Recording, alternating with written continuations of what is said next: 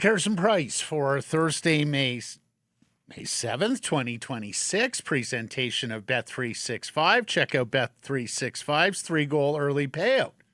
When your team goes up 3, you get paid. It's that simple. Download the app today. Must be 19 plus. Please play responsibly. Matt Sakaris with Blake Price. 4-time Juno Award winner Mike Rogers and Hidden Switches conducting things with intern Elijah Ford. Excuse me. We're working a deadline today, so there's very, very busy here. It was getting a lot of things organized here right off the top. Daily poll question. Which Malhotra is more important to the Canucks' future? Caleb or Manny? Pick a Malhotra, any Malhotra. That's right.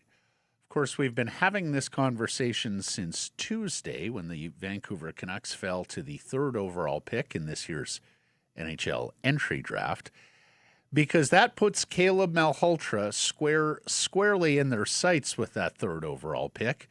He's a high-scoring centerman with the Brantford Bulldogs of the Ontario Hockey League. He has had a huge ascension this year. I mean, he was always viewed as a very good prospect, and if you go back a year, people were talking about maybe late first round for Manny's son, but he's had such a meteoric rise this year as an incredible scorer on a very good team in the OHL, albeit a team that fell short of the OHL championship, that he is now on the publicly available lists, routinely ranked as a top 3, top 5, top 10 prospect. And, of course, we know the Vancouver Canucks and their huge organizational need at center ice.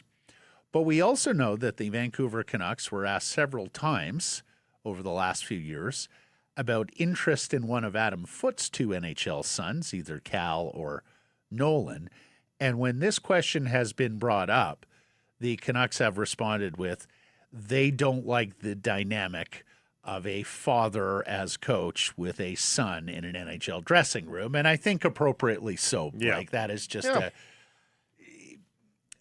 a messy thing to put the coach and the son through. So, assuming,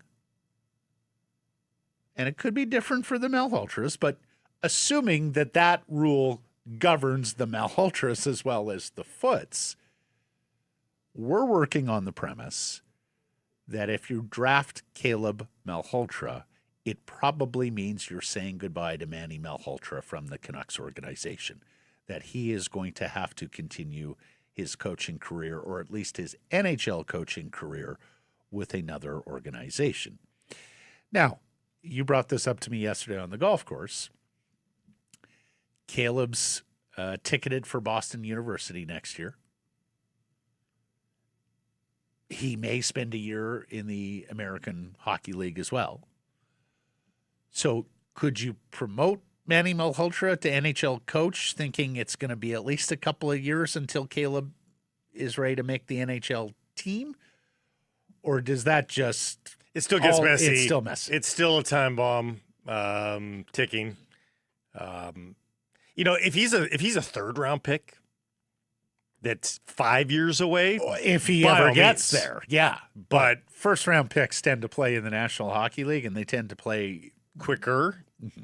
Like we're 2 to 3 years away. Well, what if things are going like gangbusters? What if Manny's got this team on a perfect trajectory? He's running a tight ship. You're at full confidence, and Caleb's ready to roll.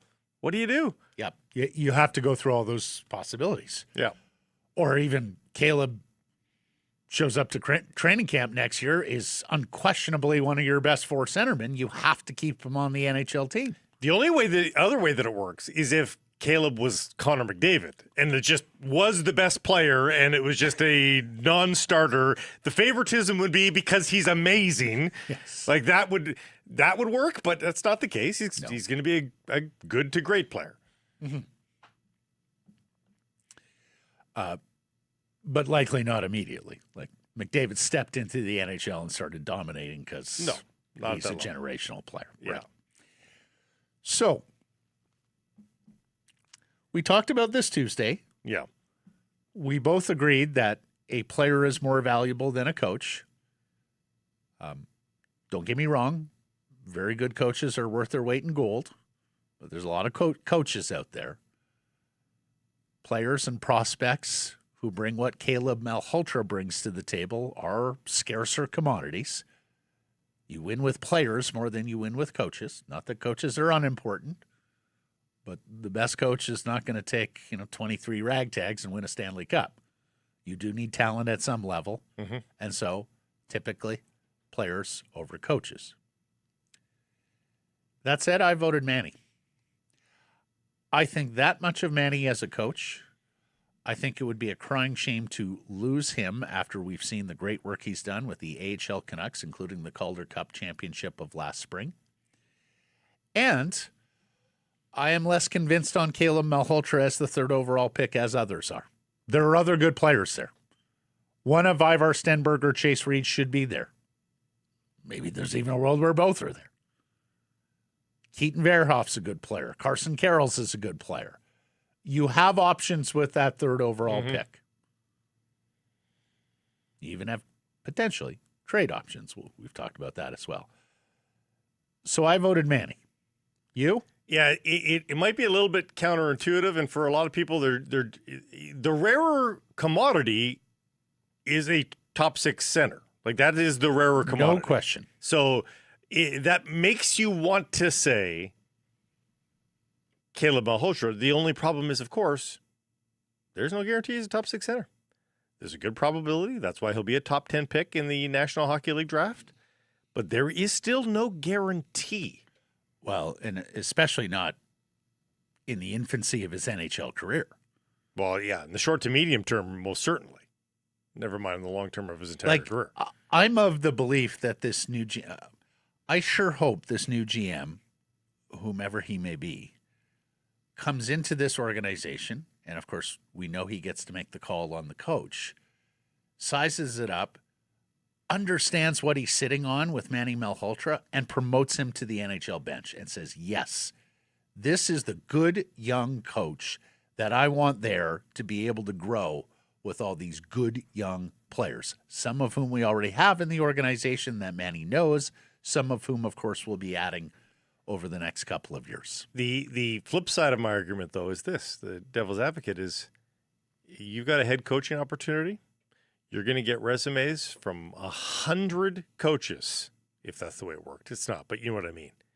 There would be a lineup of 100 coaches that have resumes commensurate with that job, that you could make the argument are suitable for that job. And because they're free agents, there's no ownership, no draft, pick, system there for them.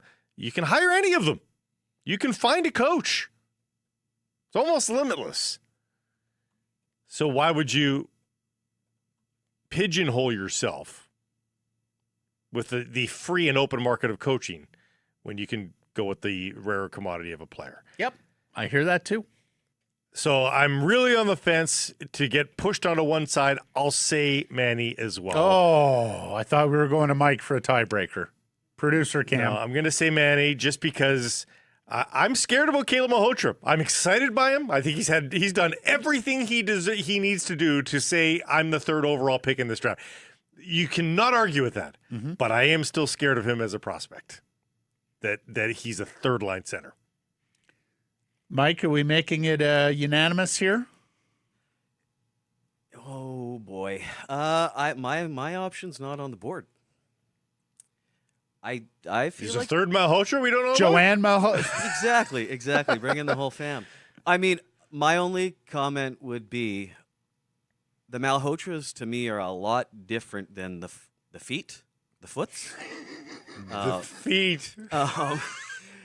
When they were talking about feet, one guy was possibly going to jail, and the other guy is probably not a very good coach.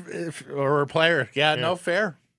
So, I mean, if I had to pick, I think I'm going with the coach. Okay. Okay, but basically what you're Those saying are is points, both. though, Mike. What you're Like- saying is both. Is that what you're saying? Yes. You'd be willing to do both? Yes. Yeah. Yes. Well, With these particular two character guys. by all- we know Manny. yeah.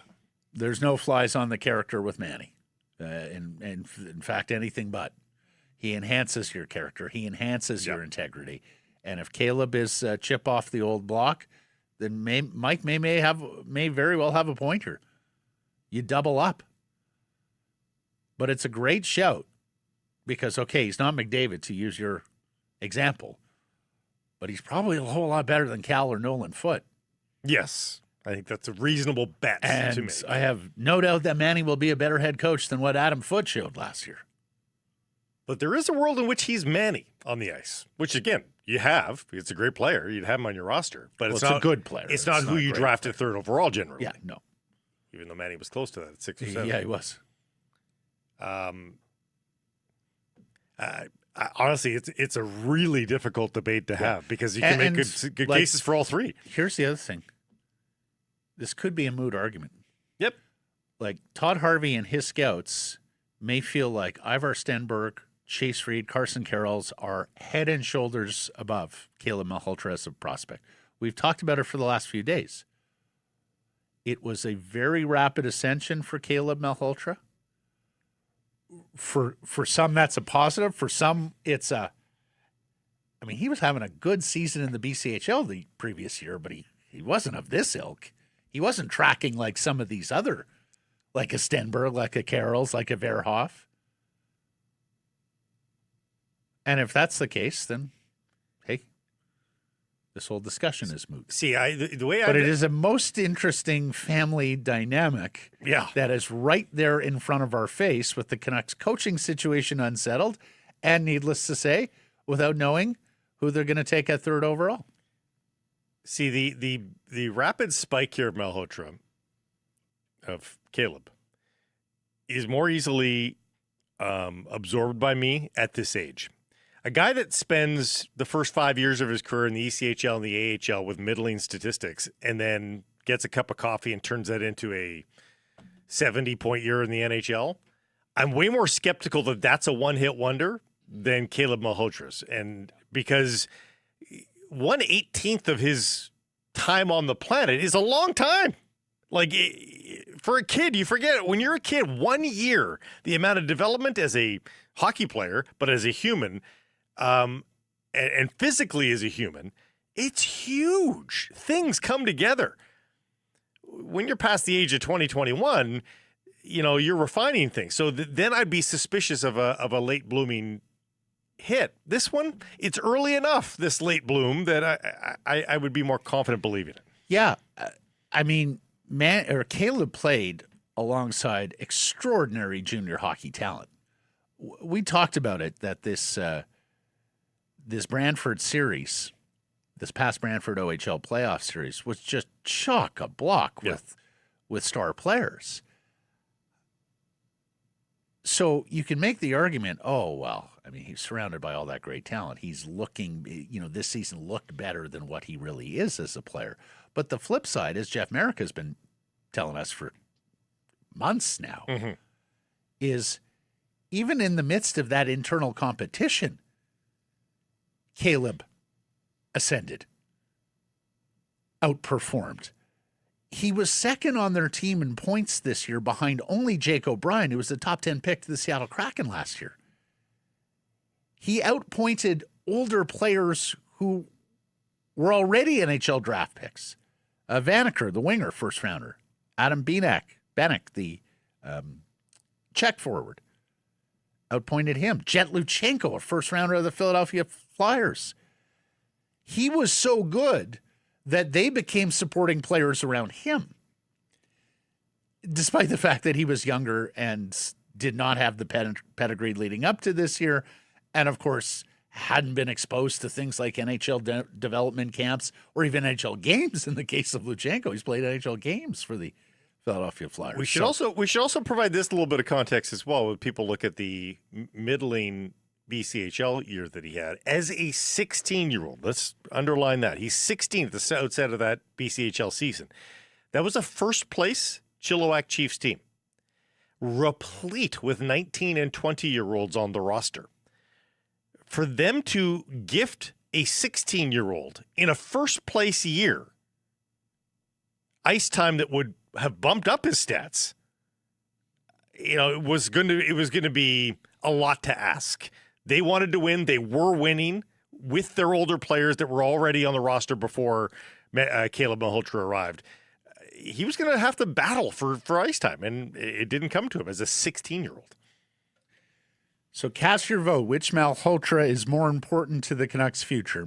Caleb or Manny? Do so at the Sekerson Price X and YouTube channels. Moving on to our top story, brought to you by Yellow Dog Brewing, Neighborhood Brewing, Foolish Winery. Jim Rutherford on the move, literally and figuratively, all but cementing the hockey ops power structure going forward, only with a twist in organizational hierarchy. Blake, it is my understanding that when the Canucks complete this process of hiring a new hockey boss, that person will report to team president Michael Doyle. As I've been talking about for the last few weeks, Doyle's department, the business side of Canucks Sports Entertainment, has significantly outperformed the hockey side. For those who don't know Michael Doyle and his background, he came from the Aquilini family's hospitality arm. He ran restaurants for them, and he did very well in that business too. And so that he's done well in two different arms of the Aquilini family empire has created a lot of trust and has made him a most valuable operator to the Aquilini family. That he's willing to do the dirty work, be the bad guy as well. I think that only enhances his value to the Aquilinis. I'm told that Doyle being involved in the search for this new GM was a clue. That he will have oversight over hockey operations going forward, creating that buffer between the new GM or POHO, whatever the title may be, and Chairman Francesco Aquilini. I also suspect that means he'll be at the press conference explaining the choice of the new hockey chief alongside Jim Rutherford, but I don't know that for sure. He has eschewed the public limelight spotlight in the past. In fact, it's one of the problems with Canucks Sports Entertainment is that nobody from the business side really speaks, or when they do speak, it's one-way communication with the rare exceptions of some season ticket holder events where you could actually mingle and talk. It's almost like they don't want the questions and don't want to face any possible criticism. We were accustomed through Chris Zimmerman, Victor DeBonis, Jeff Stipek,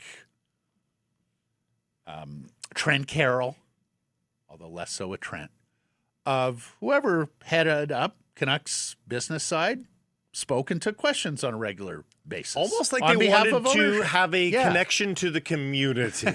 Almost. That hasn't been the case with Doyle. Doyle's ascension would be a marked departure over how Canucks Sports and Entertainment used to operate. Some may remember there was a time when Mike Gillis was promoted to president of the whole organization with the business side reporting to him. Mm-hmm. At the time, the Canucks talked about prioritizing hockey over all else. And to his infinite credit, Gillis knew DeBonis was a strong operator. He knew what he didn't know on that side of things, and he basically just said, Victor, you go ahead and run the business side as you see fit. If you think there is something that overlaps with me or you want my input, I'm here for you. But I got my hands full on hockey. Great for the promotion and the title and all of that. And at the time, of course, Canucks Sports Entertainment was one of the truly great sports businesses on this continent. And Gillis knew better than to meddle in those affairs. Mm-hmm. And I'm sure there's a lot of Canucks fans hoping that Michael Doyle knows better than to meddle in hockey affairs. I get that would make a lot of Canucks fans nervous, that you have this business guy who ran restaurants tempted to intervene in hockey because, let's face it, in Canada, we're all hockey experts, right? Mm-hmm. But, of course, the alternative would be hockey ops reporting directly to Aquilini, especially in a world minus a president of hockey operations. Is that more desirable? Well, Matt, we had that structure when Linden left, right? And it was Benning reporting directly to Aquilini. How did that work? You were making a very bold assumption, though, that Michael Doyle will think for himself in this regard and not be a complete yes man, a complete fair enough. Arm of Francesco Aquilini, and Aquilini there's good is reason always to going believe to have final say on the hockey side, on the business side. That is the privilege that comes with ownership. And the reports that I have heard about the internal workings of that organization is that Michael Doyle is exactly that. It is merely doing the exact bidding of the owner. You could be right, Blake. It could be a show pony thing where they tell their fans, look, there's a buffer between ownership and hockey ops. It's the team's business precedent. Blake, there's a world where that could already be the case. Mm-hmm. They just didn't tell anybody because they don't believe in transparency. Well, Matt, they absolutely will not tell us. I would bet large sums of money. They will not tell us going forward either. Like I don't think anybody's going to draw the flow chart. Yeah, fair enough. To tell us that. They'll maybe announce the change in title, but I don't think they're going to lead us down the road. Yeah, and I don't know if there's going to be a change in title. I've had one person tell me Doyle will be CEO, but I don't know that for sure. It may well be that Tim Hinchy III, currently the Canucks Chief Revenue Officer, gets more power or at least more responsibility, with Doyle taking more of an interest on the hockey side. But again, I'm unclear on that and whether titles will change. Hinchy being one of the chief deputies to Doyle on the business side. As for Rutherford, he addressed the structure of the hockey department on Tuesday after the draft lottery. Let's hear from Jim. Yeah, we're still working on that with the people that we have an idea that would be good at it. How that structure is, we'll be able to announce that when the GM's announced. Are you expecting a president, or will it be something else? Haven't decided yet. That has not been decided yet. We're going to have to see how that plays out. Yep. It's a sleepy part of that press conference that I think deserved more attention in the intervening couple of days here. Like, they don't know what this new structure is going to look like yet. Like, they've already turfed the GM. The president has announced he's leaving as well. And you don't know how this is going to work going forward, and yet you're hiring somebody imminently for one of the cogs in a machine that you don't know what the machine is. Well, and two ways of looking at that. Either A, they're keeping their options open, they're being malleable, agile, adaptable, or number two, there is no vision or clarity of thought in terms of how this should be structured going forward. Feels like they've walked into a car parts store and are randomly grabbing pieces off the shelves as they start to build a car. That's what it feels like. As for Rutherford, he tells Ian McIntyre that he will be moving back to Raleigh, North Carolina, from whence he came. He talked about stepping back from the day-to-day hockey operations in that press conference a few Fridays ago at the end of the Canucks season. But based on what he said then, what he said Tuesday, and IMAC reporting that he's not even going to be in Vancouver, I think we can now confirm that the new GM will be the decision maker with Rutherford as an out-of-town consultant. I know you wondered about, okay, but if Jim's still here, will the new GM truly be the final say on hockey, or will Rutherford still have that power or still have that influence? I think we can take them for their word on it now. Is that fair? This sounds like quote-unquote advisor. This sounds like retirement package. That's right. That's what it sounds. That's right. So let's hear from Jim again on Tuesday when he talked about stepping down as president of hockey operations. I'm going to get away from the day-to-day operations. I'm going to stay with the team as an advisor and an alternate governor. But as far as the day-to-day operations, we're going to put together a really good staff here going forward. And this is something I've thought about anyways for a couple of years, but it's time for me to do that. I feel bad that I have to do it at such a young age, but I decided to do it anyways. I will miss the comedy from Jim at the podium. Yeah. That's good stuff. That's good stuff. He's taken a couple of things that could have been sacred cows and off limits, his age, and of course the torturous road to a practice facility, and he has spun them on their heels and made them punchlines. Yeah. Well, that's good. Yeah, and it's a sharp wit, and good on him for bringing some levity to those topics. I honestly believe, as I watch him speak these last couple of media availabilities, Matt, I think he's mortified and embarrassed that this went as poorly as it did in Vancouver. I think he had right. I think he had the highest of hopes and confidence. Never not just hope. I think he had confidence that they could do something here. And the fact that he's been forced to now see this fizzle out the way that it, I think he's mortified deep down. And while I'm not going to sit here and say, I mean, it's by his own hand. So he is agency. Responsible. He had agency. But there is a little piece of me that feels bad for him. I get a little bit of that too. A terrific hockey executive over his career, because let's face it, 3 Stanley Cup rings, Hockey Hall of Fame and all of that ends with this chapter, that this is how he goes out with what was a calamitous gong show in Vancouver with the Canucks over 4 years, as opposed to something with a little more dignity. He really felt like an adult in the room, and yet even with this, what we thought, and I think he is an adult in the room, all of this shenanigans, the Miller versus Pettersson, the Quinn Hughes, the investment they put into Quinn Hughes only to see him leave as well, the original sins of Boudreau and all, like, oh my God, 1,000 lives have been lived here, and a guy that we know usually has a very firm grip on the wheel was unable to drive it home. Now, just one other thing on organizational structure, because I see it's out there and we've got a bunch of Canucks folks and Canucks media talking about it with regards to Dax Aquilini. And I've said it before on the show. I have heard nothing but great things about Dax Aquilini for a long period of time. I've talked to people who have been in meetings with him who say he is very sharp. He asks great questions, that he's got good people skills, that he doesn't bring any kind of airs or entitlement to the job, as you might expect with somebody who grew up with that degree of privilege and got a job in the front office early in life. I'm also told, and this is the son of Roberto Aquilini, so Francesco's nephew.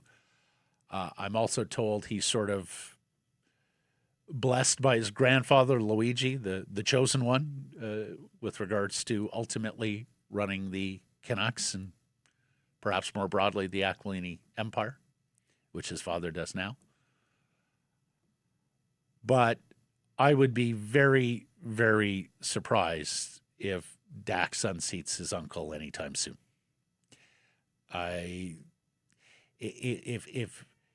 If that becomes a realm of possibility thing, I think that's because Luigi has passed on and there's some sort of infighting between the brothers, with the family patriarch no longer there to mediate dispute. I think people forget. Do you know off the top of your head, do you know how old Francesco is? 65. That's what I would have guessed. He's 57 years of age. Are you sure? That's what it says. That's what the old interweb says. I'm not sure that's right, Blake. Okay. Oh, you're right. There's 2 different sources. That's right. One says 69 birthday, one says 60 birthdays. Right. I've come across this recently. There's 2 different pages citing his age. I think the second one is right. Yeah, that makes more sense. Yeah. And I don't know exactly how old Dax is, but like early 30s. So awfully, awfully young to be running. Yeah, and still years left in Aquilini to be in the corner office. Absolutely. Yeah. Absolutely. But no, I have heard nothing but glowing things about Dax Aquilini. And we've seen some of the work on the Warriors side where he has oversight and purview. And we've talked about how the Vancouver Warriors at the midpoint of last season really turned things around.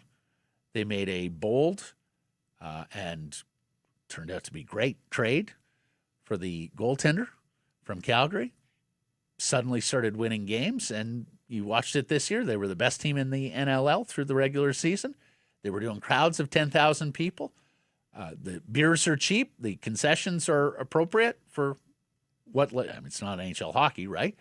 For what it is. I'm told the in-game experience for the Warriors is outstanding, that there's a lot of bright people working on that side of Canucks Sports Entertainment. And I do think some of that credit belongs to Dax Aquilini.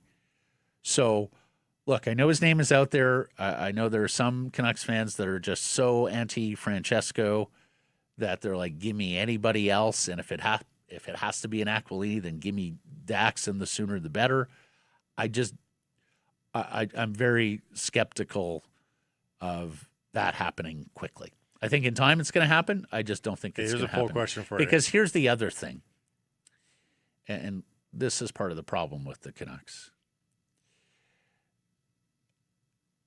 If Francesco walks into Elisa with his family no longer owning the Canucks or him no longer running the Canucks, then he's just another rich guy at Elisa. When he walks into his steakhouse now, he's the owner and operator of the Vancouver Canucks. Well, that was what I was going to ask you. Which is more likely in the next 3 years? Dax Aquilini running the place or the Canucks selling? And it's a great question, Blake, and I talk to tons of people around town about this and have for years because of the age of the patriarch Luigi. In some cases, people who know them well. In some cases, people who have worked there. In some cases, people who have observed and more readily observe their other businesses rather than the Canucks. Because let's remember, this is a family empire, real estate and agriculture and all the other things. And I don't ever get clear answers on that. There's no visible smoke here, Matt, but I think there's the smell of it maybe. Yeah, well, for the first time in a long time. Well, there's the Paolo piece, right? Like with the youngest brother, Paolo, who the Canucks have confirmed is no longer a part of the organization. I have had people tell me that they do believe there's a pressure point date coming up there, that Paolo's looking to reap his share of what Canucks Sports Entertainment is worth now that he's no longer a part of that operation. I would suspect that Paolo and his camp value it at $2 billion plus, and he wants something like $700 million. I would bet his brothers, at least privately, value it a lot less than that and say, no, it's your share's more $500 million. You would think that there's a middle ground at $600 million that they can all walk away happy, but it's $600 million. That's a lot of liquidity. I've had somebody else who told me that, no, the Paolo thing is not a financial concern or consideration. And I have others that have told me that Francesco is out there looking for a minority investor, one that he is very unlikely to get because, of course, who wants to plow hundreds of millions of dollars into a sports franchise to have no control and have to sit idly by and watch the Aquilinis and Francesco in particular run it? The other thing, and I've believed this for a long time, that I think if it was up to Roberto and Roberto alone, this thing would have been sold a long time ago.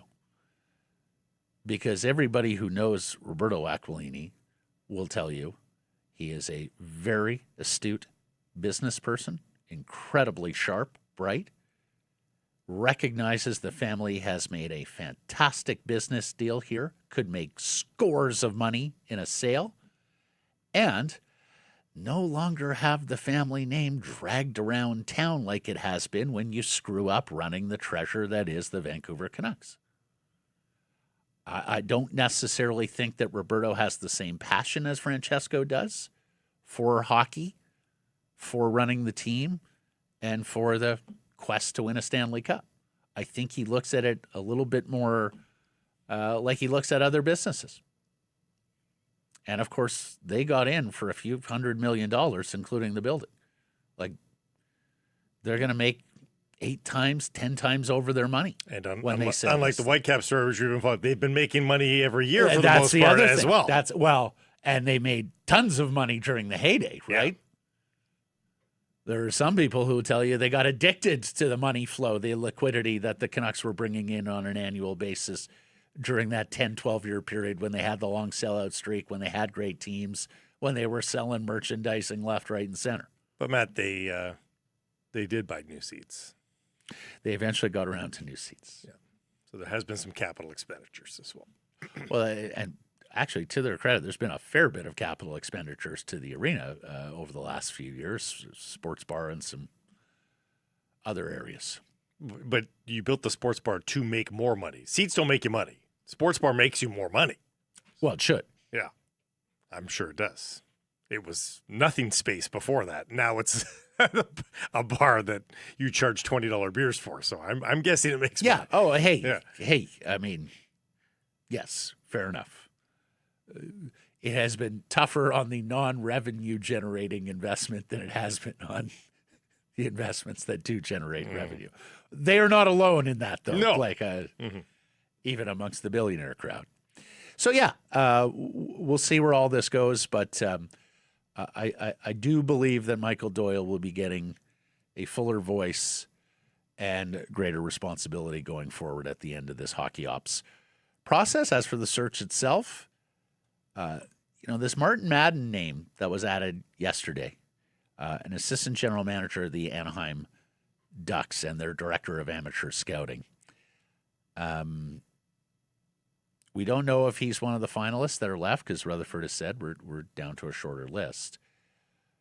I have heard great things about him, that he has an exceptional eye for talent. Like, not just that he's a good scout with a very sharp eye for talent, but that he is over and above even some of the better scouts out there. He does have a academic background as well, I believe engineering and finance. His father was an extraordinary scout, helped build the Quebec Nordiques teams that ultimately became the Colorado Avalanche teams, won Stanley Cups.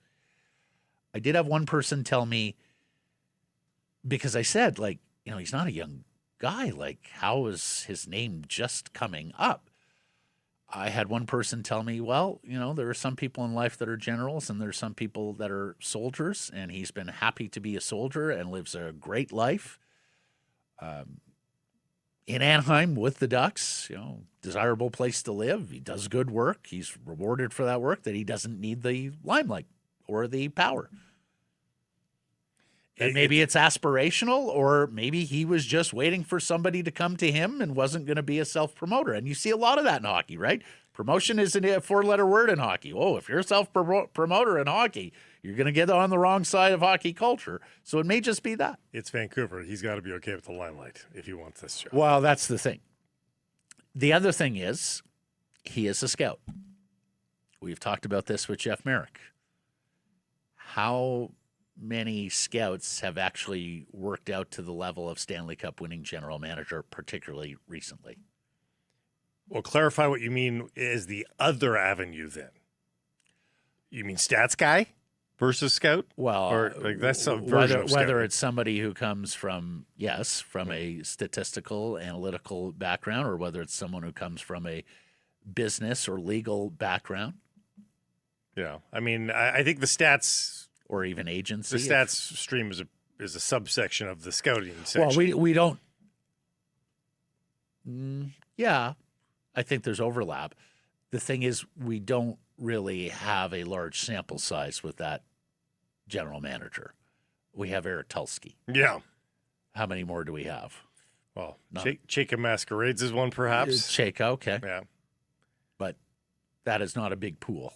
No. The scout pool. Like, where are you putting well, Tampa into? Breezebaugh is definitely the business and legal side. Okay. Jim Nill was a scout. Was turned into a very good general manager. Ken Holland was a scout. Won Stanley Cups in Detroit. Bill Zito was a hockey agent. Mm-hmm. Which I think you could argue is same skill set as a scout in a lot of ways. but often with some legal background. It's really a mix of the two. That's Yeah, why well, people would say hockey agents are a that's great it. option. Like, here's the thing, Blake. Like you could go through the 32 and find guys who overlap in a couple of streams if you want to break them out as separate streams. Saravelli weighed in. A flood of complaints from season ticket holders and the business community people saying might be the last straw if you hire Pierre Dorion. That's the end of the sentence. He might still be part of the mix. That's right. But on the lower end. That's right. I mean, I can't imagine business people phoning that in. But well, no, I could see it. I could see business people being at wit's end, like sponsors and people who buy suites and things like that at Rogers Arena, going, "Okay, guys, like we're still in here, but you better get this hire right." Because if you hire someone that the public is up in arms about and the media is up in arms about and doesn't seem the best candidate of the job and do it for your own reasons, whether that's because Francesco likes the cut of his jib or he said the rebuild could be done quicker or whatever the case may be, just know that our support of your organization, our financial support, it hangs in the balance here. I can absolutely see that, Blake. I think, Sir, people have had enough here after. This is a league that welcomes back Quenneville and Bowman. But Dorion, just too many losses. No, I know. But different markets, different priorities. Like how many people in Anaheim would even be aware that they're going to Ducks games like we go to Warriors or Canadiens That games. one's explainable. The Bowman and Edmonton's a different thing. Well, the other thing is Anaheim was sick of losing, hired a proving winner coach. Yeah. You're going to look past transgressions if you feel like winning at all costs. We all know winning is a great deodorant. Yeah. So there you have it. Anyways, this could be quite interesting over the next week or so in the world of the Vancouver Canucks. It really will be. You might want to sit down and have a drink as you watch it all unfold because it could be testing your nerves.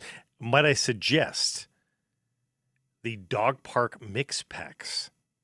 8 cans. No matter your hankering in the moment, you'll have something in there that you love, and the mix packs are on special for the month of May. So look for them on sale at your private and government liquor stores. Dollywall's reporting there could be big changes coming to the scouting staff. I read that and I went, it's been the one part of your operation that's done pretty well, especially on the amateur side. And that doesn't mean that you don't turn over area regional scouts. Organizations do that all the time. But as we've talked about several times, whoever this new GM is, I understand they're going to want to bring in their own people.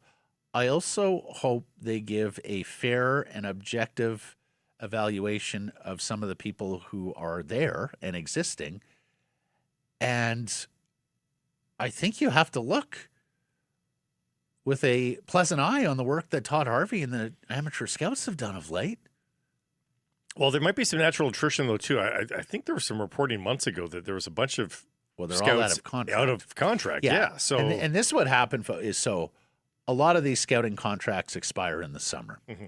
And typically what happens is these scouts, towards the end of the hockey season, will go to their supervisors and say, hey, I'm out of contract at the end of the year. Can we negotiate an extension or you let me go? I just want some sort of clarity on the future. That happened this year with the Canucks scouting staff. And what they were told by people like Harvey, I suspect Cami Granato, maybe even up to Patrick Alvin and Jim Rutherford's level, is we can't do anything yet. And I believe they were told that because ownership and management told Rutherford and Alvin, don't do anything. We may be making changes. Changes are coming. That's right.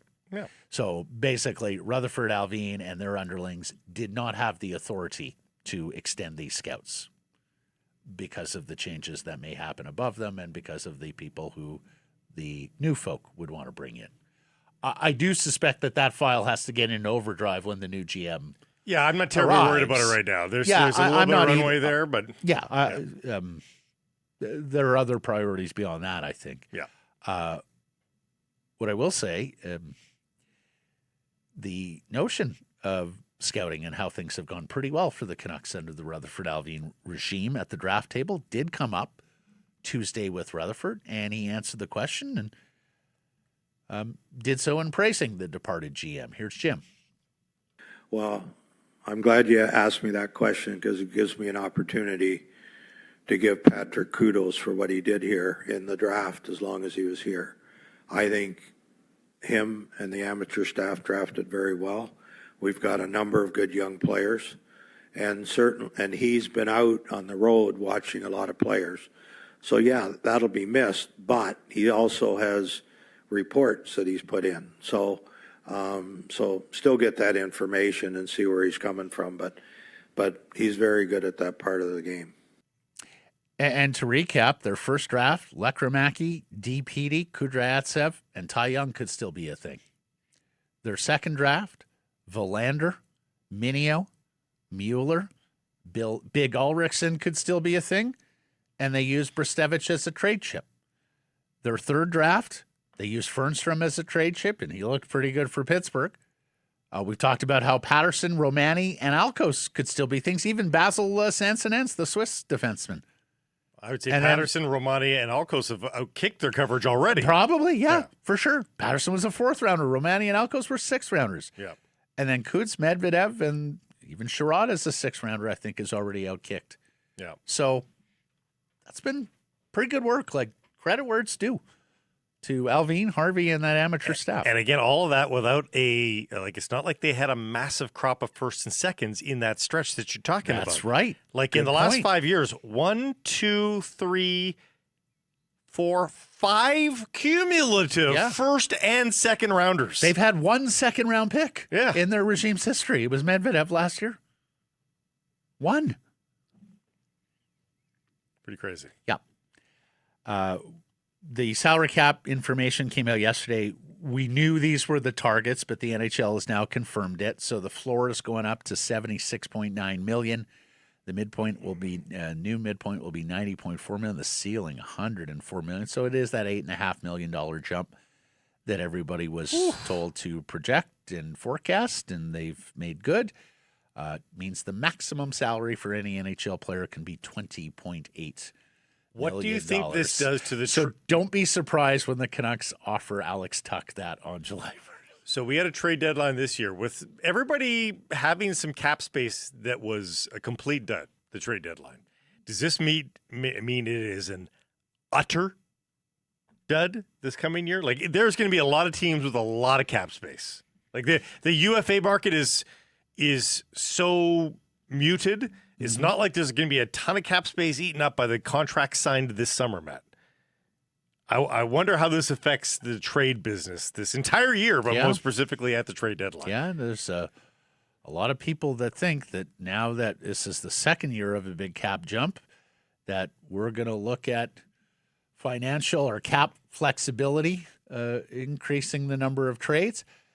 Should say, we are now pricing teams out of the ceiling, though, too, right? Like, there have been a number of teams over the years that have operated on budgets, not the salary cap ceiling.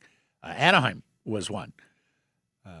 That disappeared during the flat cap for a large part. Most people were Pretty spending. much, yeah. But now we're going to get back to some disparity. So it's not as simple as now, 32 teams are awash in cap space. No. Some GMs are under marching orders. You keep the payroll at this or below, but theoretically, you're right, and people are talking about that. So, and Matt, for the teams that are rebuilding at the bottom, I wonder if this becomes a new thing. You want to get a person off the books, you buy out the contract, or you trade your dead contracts. You can't trade dead money. Not bought out money, but you trade your LTIR guys for life, so that you can have a false floor. Yeah. Well, that's why that was already a thing. But that was already with Arizona. All those Yes. LTI contracts that went to die. But now in the even desert. more so Because the floor is rising too. That could be a thing. Yeah.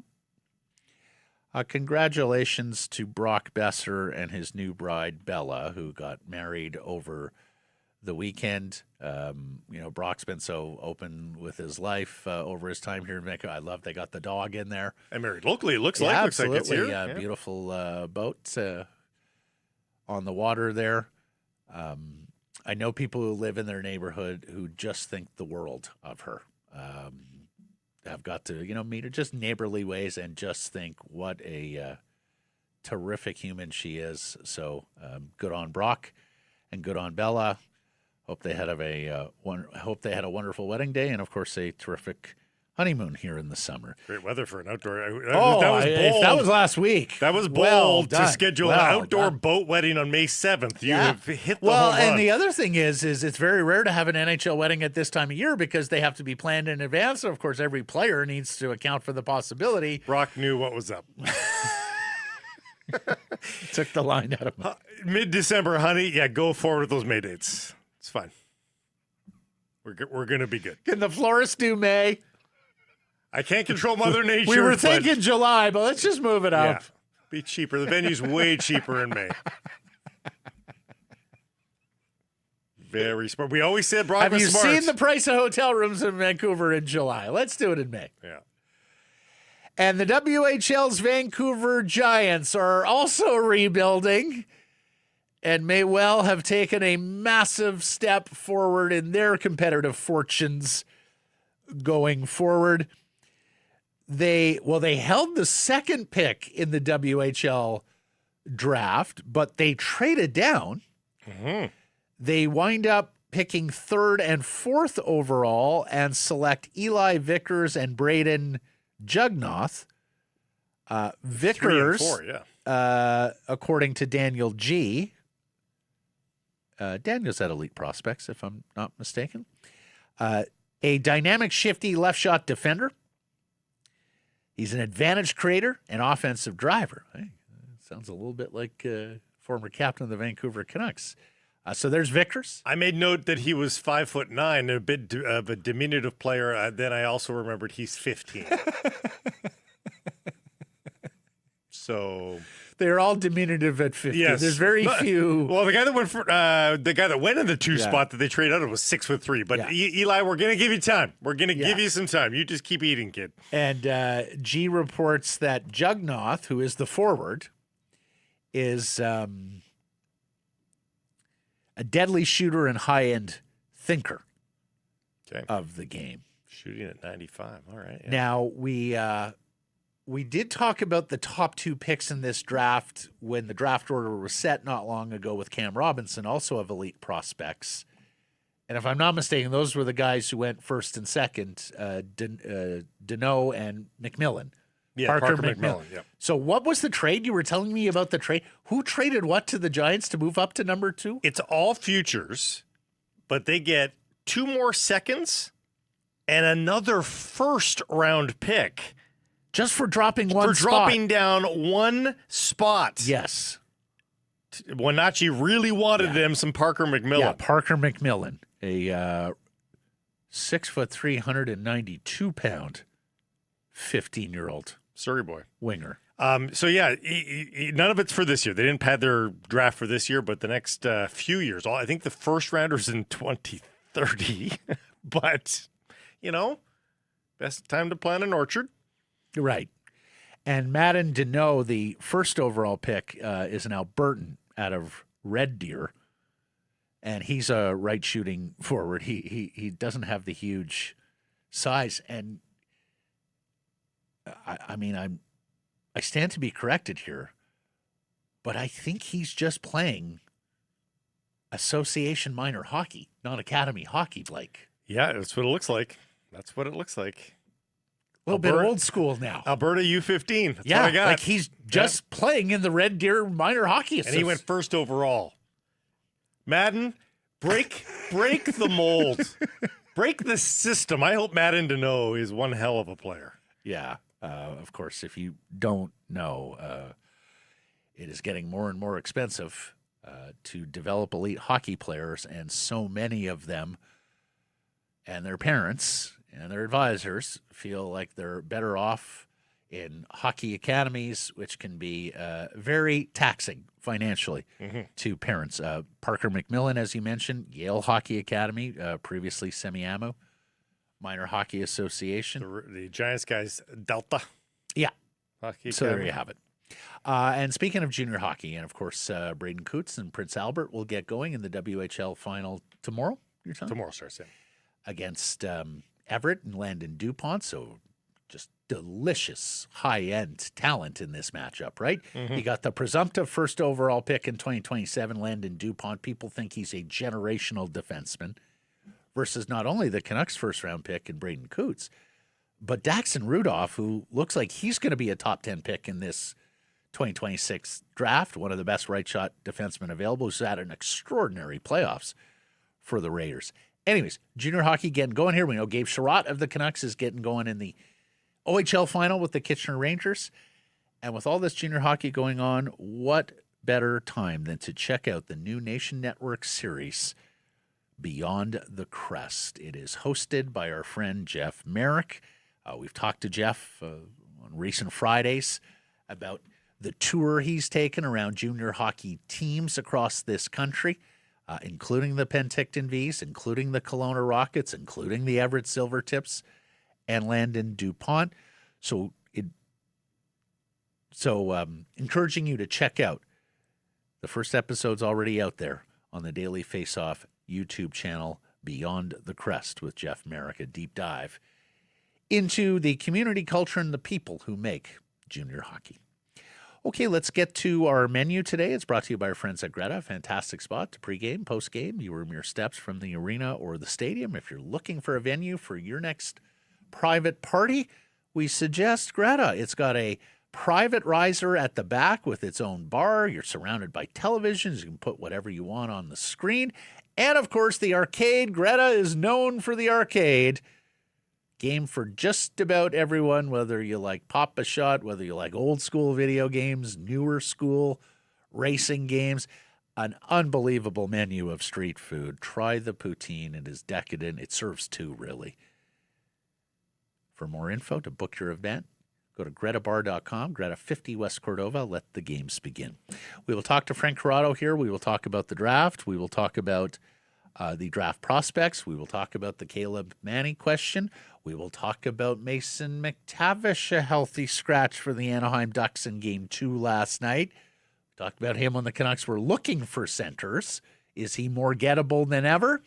And then Patrick Johnston joins, and we'll talk about the Canucks GM search with Patrick, who's on that file. He's also on the Whitecaps file, and we'll talk more about the Whitecaps. Blake and I have some news on the Whitecaps as well. We've gotten in touch now with somebody from a local group that is prepping bids. So we'll get into the future of the Whitecaps. Axel Schuster's media roundtable yesterday. All of that coming up on the program today.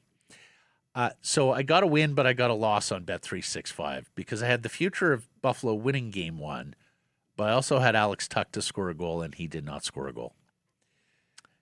Did you run the table here over the last couple of days? I forgot what my future was, but I got my one from yesterday, which I went back to that Ducks well, and I said, the Ducks they're not leaving Vegas. And they got the extra goal because I just took them on the line, so it was fine. I am using that logic today because Philadelphia, your back is against the wall. If you lose to Carolina tonight, forget about it. You were done. Carolina's won 6 straight games in the playoffs. Look, don't get me wrong. They're a very good team. At some point, the law of averages kicks in here, right? So Flyers at home, play a Rick Tocchet-style hockey game. I'm getting good value at plus 140. Give me Philly and the former Canucks head coach. I'm doing the same thing, and I'm going with the kid to get on the board with a point. Just a point. Doesn't matter what. I'm agnostic. Porter Martone with a point, plus 135. He was so good at the beginning of that Pittsburgh series. Yeah. Tired of waiting for the end of the game to get paid, ready to move on to the next puck drop? That's why Bet365, an official partner of the NHL, has 3-goal early payout. If the team you're riding goes up 3-goal at any point in the game, they pay your bet out early. Hockey moves fast, and now with 3-goal early payout, there's one less thing you have to wait around for. Bet365. Download the app. See what early payout's all about. Must be 19 or older. Please play responsibly. Frank Corrado is next.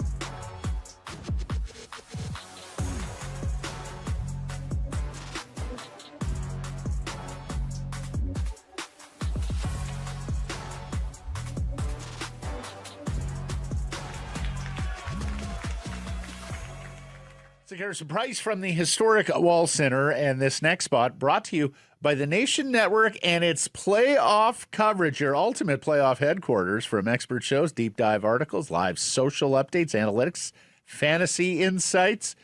Nation Network covering every moment, whether it's epic goals, big hits, game-changing plays. Got you covered. One network every moment. Tune into the DFO Rundown or the Sheet with Jeff Merrick daily. Of course, we'll be talking playoffs as well, but they're really digging in on all of these games. But love digging in with our next guest, former Vancouver Canuck, TSN hockey analyst, Frank Corrado joins us here on Sekeres and Price. How are you? I'm good, boys. What is happening over there? Slow hockey week, huh? Oh. Yeah. I'm shocked. I'm shocked at a number of things. But one of the things I'm more shocked about is that you didn't have me on to ask me about Vancouver losing the lottery to Toronto. I know. And the dynamic that's at play there, because as I've told you multiple times before, and maybe if you're a new viewer, you'll hear it here for the first time.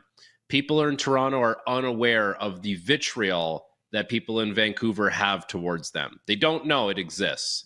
But in Vancouver, that whole situation would have gone over like a wet fart in a small room. Yeah. Just awful. That lack of awareness is part of the vitriol. The lack of awareness of the rest of the world existing is part of the reason why the Vancouverites don't enjoy that. We played a best of from the Nation Network yesterday, Frank, of all the various shows within the Nation Network, which goes even south of the border to a market like Boston.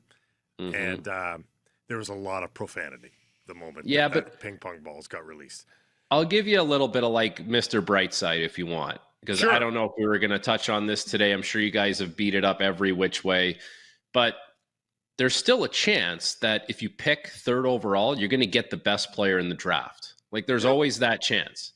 Like Colorado drafted Cale Makar fourth overall. I mean, you want to have the fancy golden ticket and the first overall, and it sells and it's sexy, but realistically, not that it doesn't mean anything, because it does mean something. There is still a chance you could have the best overall player coming out of this draft.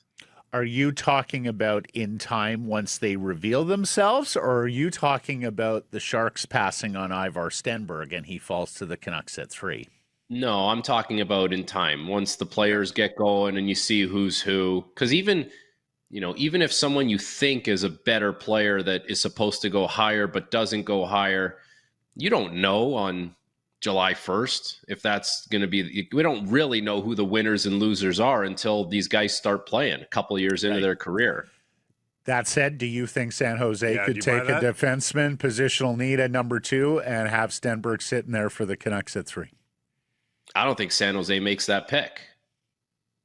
I think that pick is part of San Jose's plan to get better sooner, and that would mean let's hear your best offer. Do you have someone who's a foundational piece in your organization who doesn't fit, and maybe it's not going anywhere anytime soon, that we can have for our organization, and we will give you that second overall pick? That's what I think happens. What they need is a right shot defenseman who's been there, done that, shown the ability. All situations. Has years still on the runway, under contract at a predictable number that doesn't handicap you for the future. And a tough, gritty, defensive-minded guy who's not inept with the puck. Like a Philip Roenick, perhaps.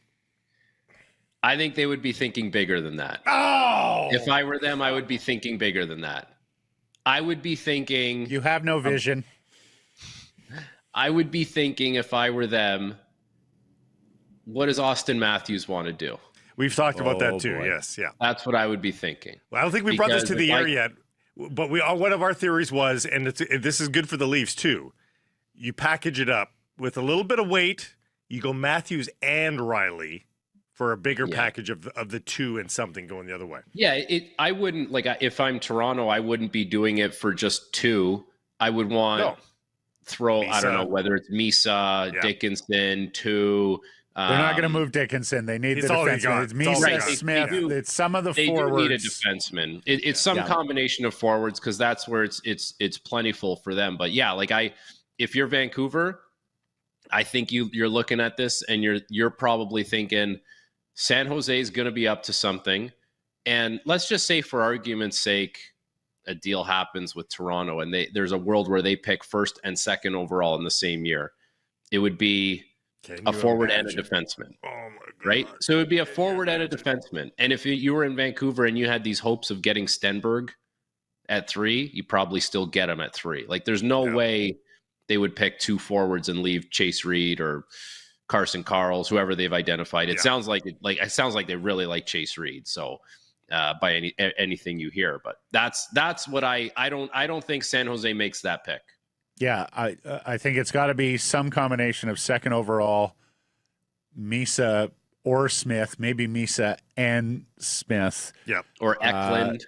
Eklund or Chernishoff, one of the wingers. And then, like, Bystad, Musty, they still got some forwards below the NHL level who are top prospects. And boy, does that salvage the summer for them, right? A summer that got off to such a terribly raucous start.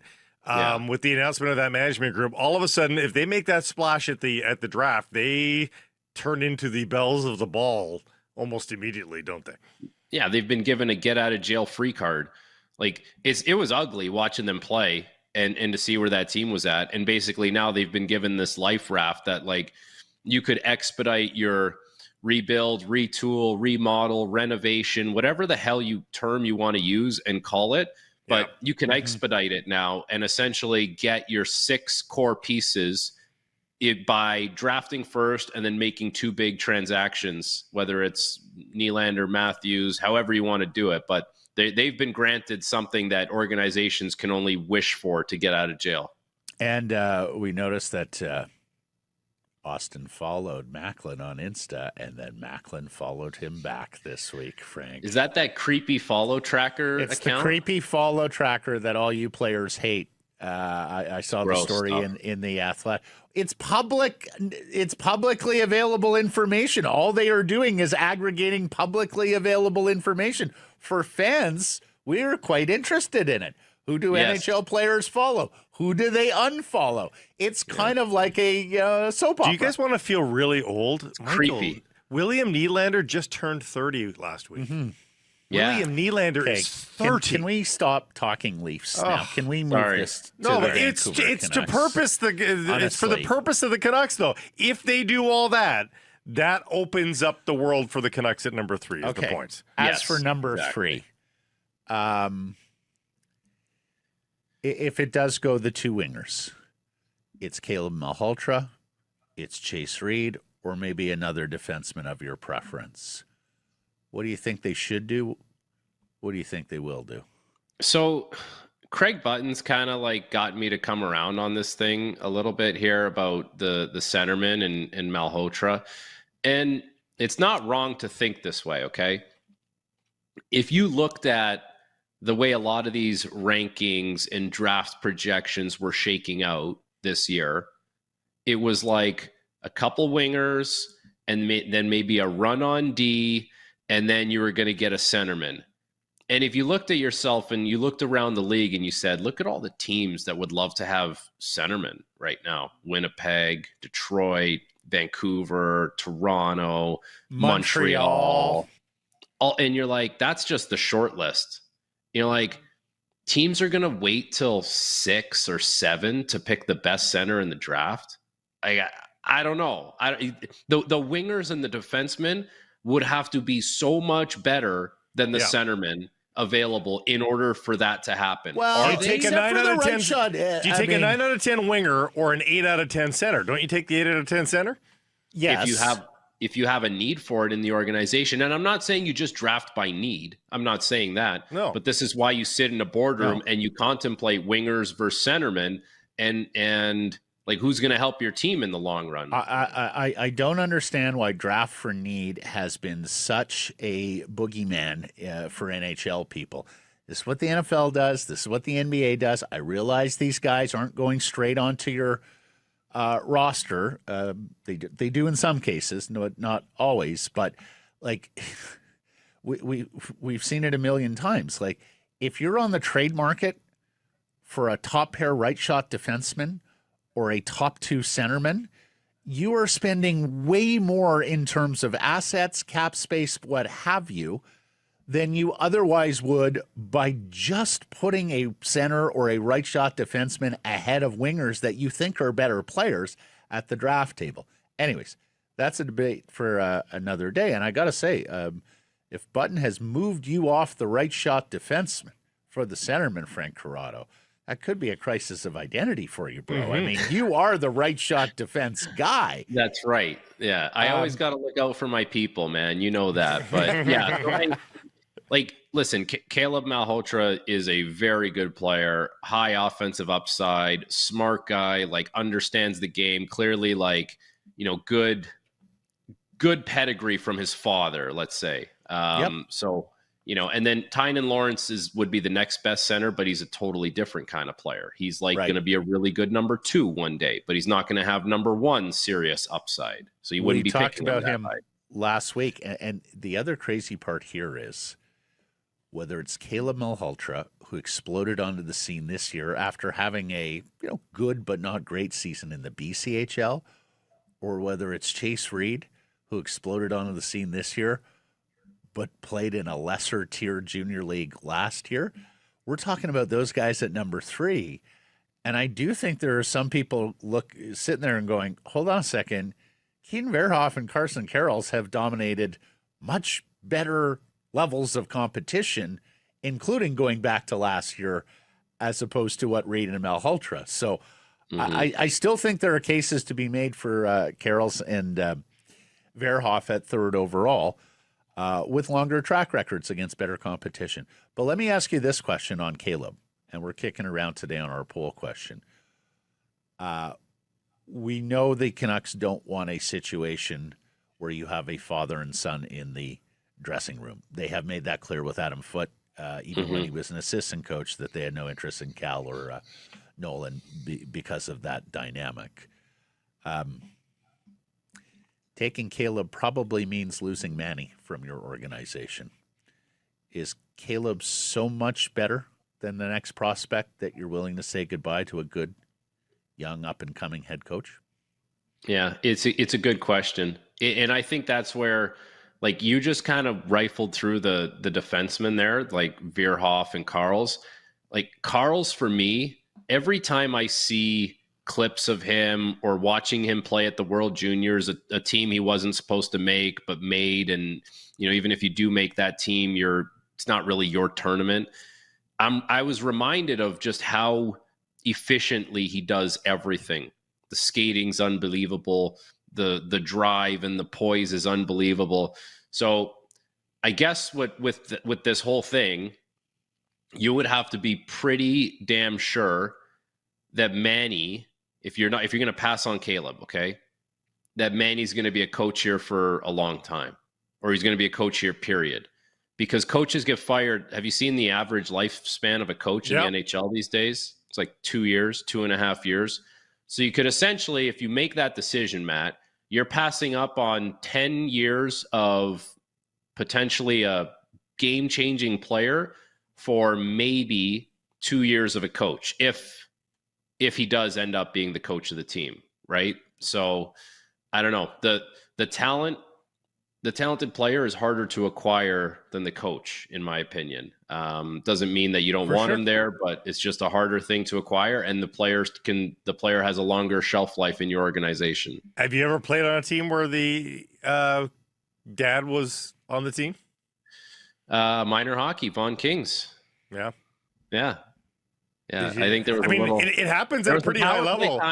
There was some power play time that wasn't up for grabs to the other players, but that was different.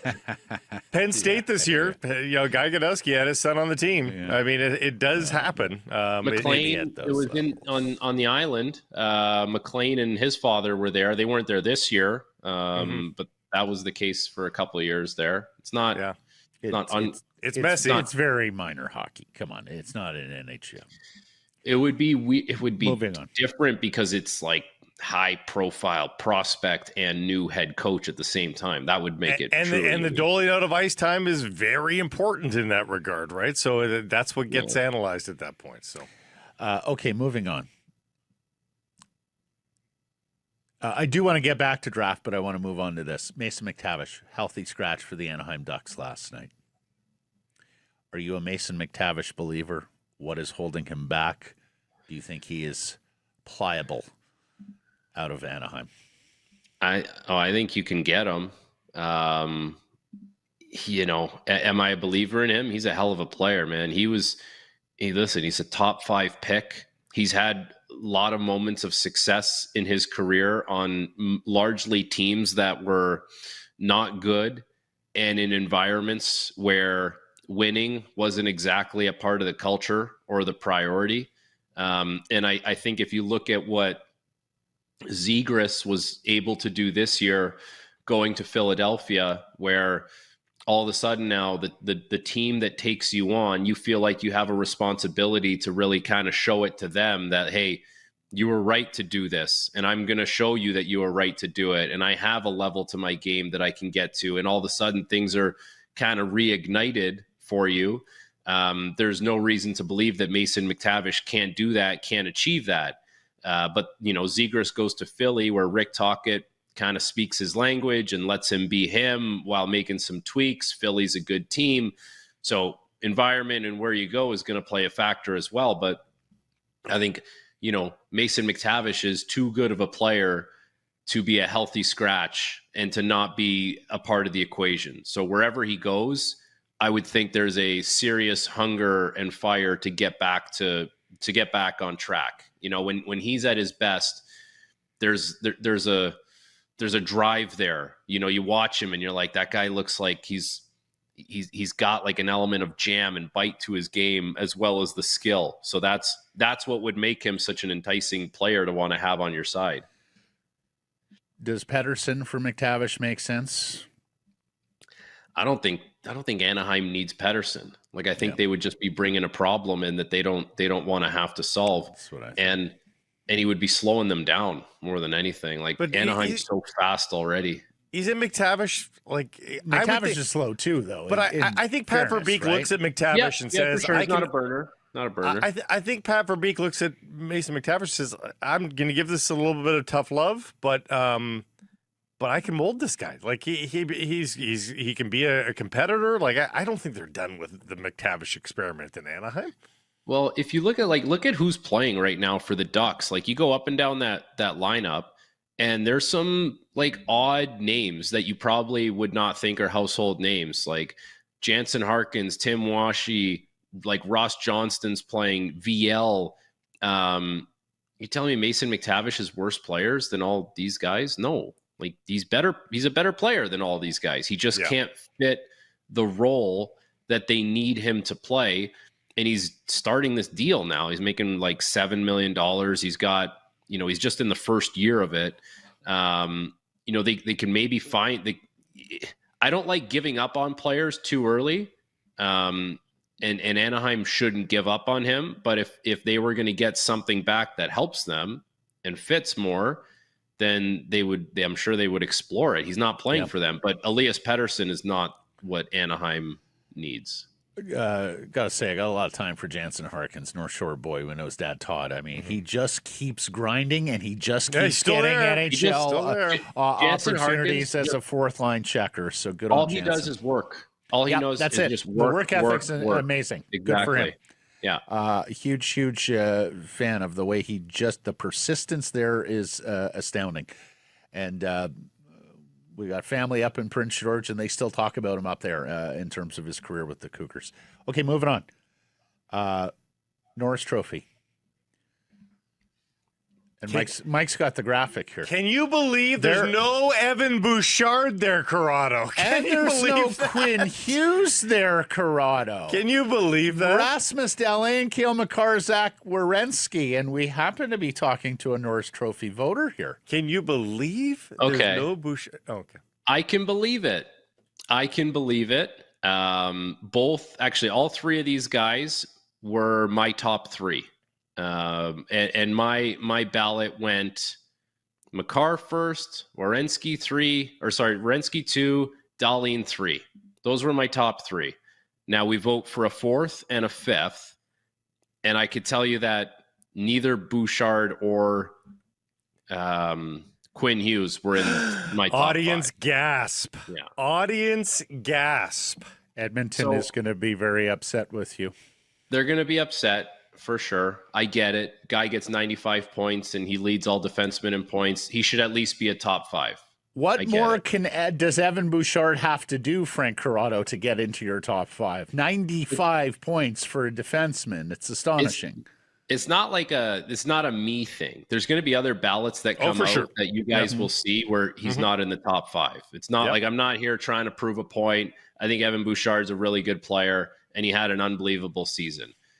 I think there were a couple things that, having conversations with people, like I don't just submit my ballot in a silo here. I talk to people and see what they're thinking and get opinions of people that are in our circle and in the league. Okay.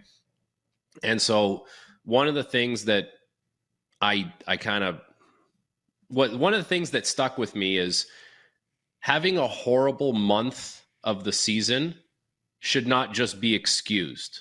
Like when we look back at the season, we should take into account all the different elements of the season. And, Evan Bouchard had a really bad start to the year. I'm not saying that's the be all and end all, but that's part of it. And then, I think if you look at defensive metrics this year, people will roll their eyes and say, well, no one cared about defensive metrics when Erik Karlsson won with 101 points, but he was a minus 26. But that was a different year.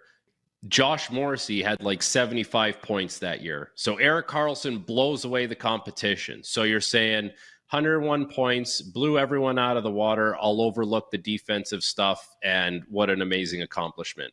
This year, all the big boys, they were all jumbled together. Like all the guys that usually are the big points guys, they were all kind of near each other. So defensive metrics mattered this year more than they did in years past. And penalty kill time on ice mattered.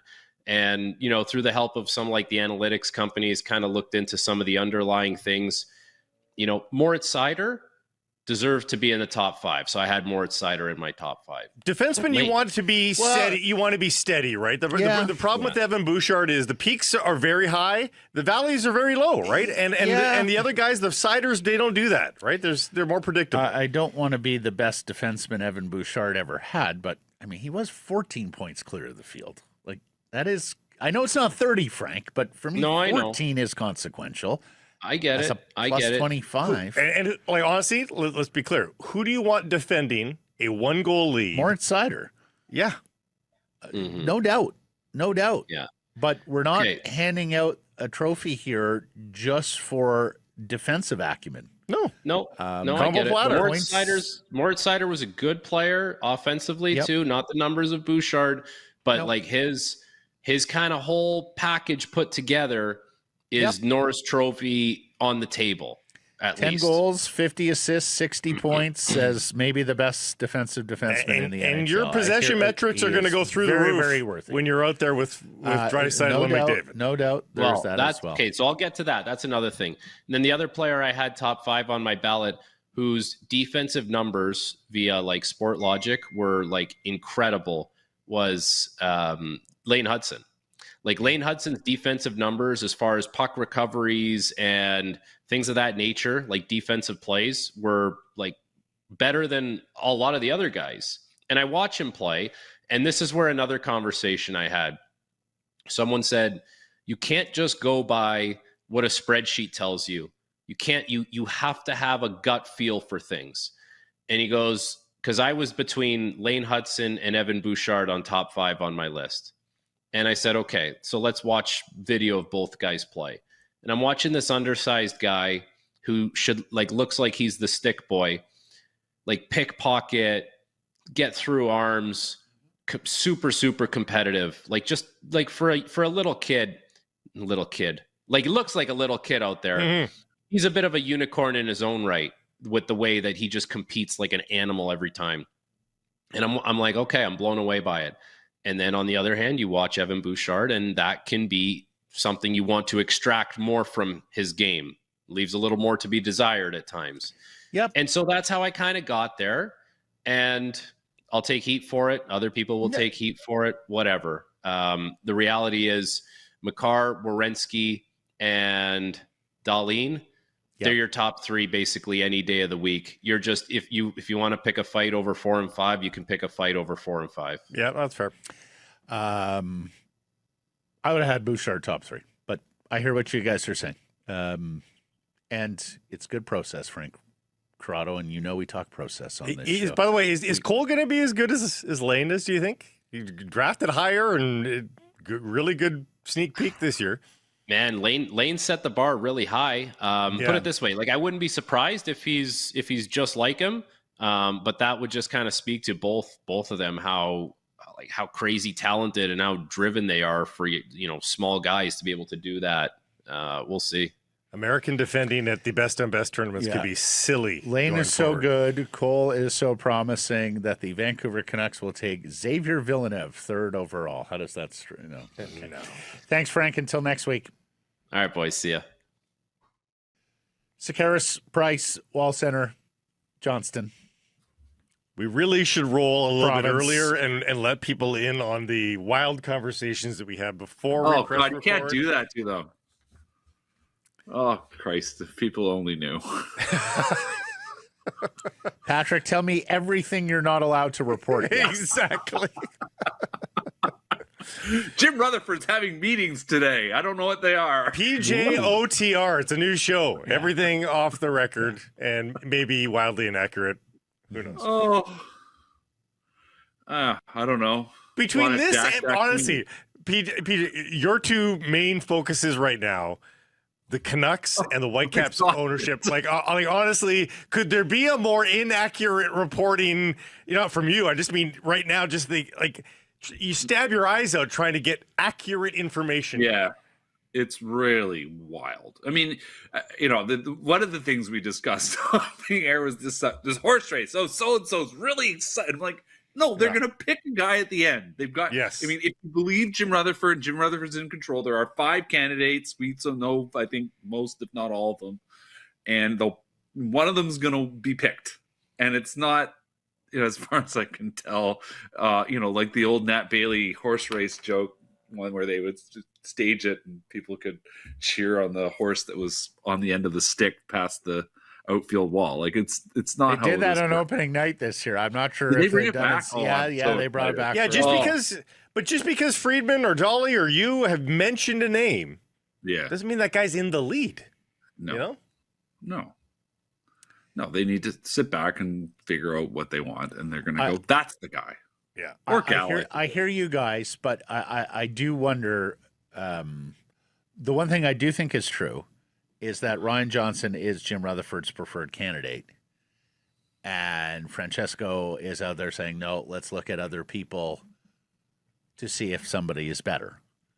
Now, I've heard somebody say Francesco just doesn't want Ryan Johnston, and it's not going to be Ryan Johnston. And then I've heard others say, no, it is all a big intel gathering on your franchise from exterior points of view before you eventually come around to the guy that your outgoing Poho is recommending in Ryan Johnston.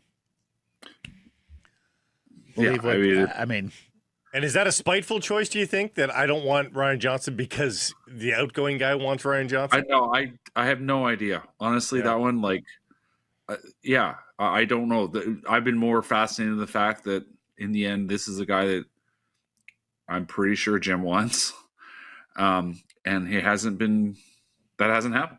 To me, that's the story. I don't know why it would be another guy versus this guy. Just at the end of the day, Jim is at the end, and Jim was supposedly tasked with a task, and he's, I guess, collected all the names and they did all the interviews. But at the end of the day, it's not him that's going to make the choice, I guess. I mean, we'll see. If Ryan suddenly gets announced to all sort of, I think at this point it would be a big surprise, wouldn't it?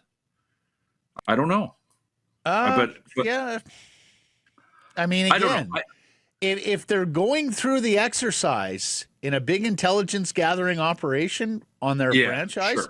that's Sure. good process. Like, Yeah, that is good. That's true. I'm Yeah. 100% for that. Like, I have been very encouraged by some of the things Yeah. in this search, including Yeah. the depth of field, like up to 18 guys. I mean, hell, and that was even before Madden and 100%. who else was he yesterday? We learned it could be 20 guys. I'll say this though, if you know, for anybody who's ever shopped for a house or made big decisions, sometimes if you put too much on the plate, you really just muddy the water, and you end up twisting yourself into knots. When if you had a more focused search, maybe you're able to sort your thoughts a little bit more. I hear you, Blake, but that's also And some of that is just intellectual capacity. Like, yeah, but listen, go back to the lesson. Let's go way back to in fact, ironically, a Trevor Linden lesson, right? Like, the reason why he empowered Judd Brackett was Judd recognized we were looking at all these players and we need to have some standard criteria and we need to rate them in a standardized way. And so if you are interviewing 18 candidates or whatever, you start with, these are the things I think I want, right? These are the things I'm looking for. How do they rank on that? And then you, in the little box, other notes, on your sheet, what are other interesting things he said? And now you start framing those around. And that should, in fact, inform your discussions with everybody else you talk to. How do these things compare? Do these things matter? And that is the risk that, Blake, you're talking about, is that you start seeing all these, this person said an interesting thing, and this person said an interesting thing. And you kind of maybe potentially lose track of how any of those things matter, and if they don't. So, in the end, the fact that they've talked to a lot of people, I think is a good thing.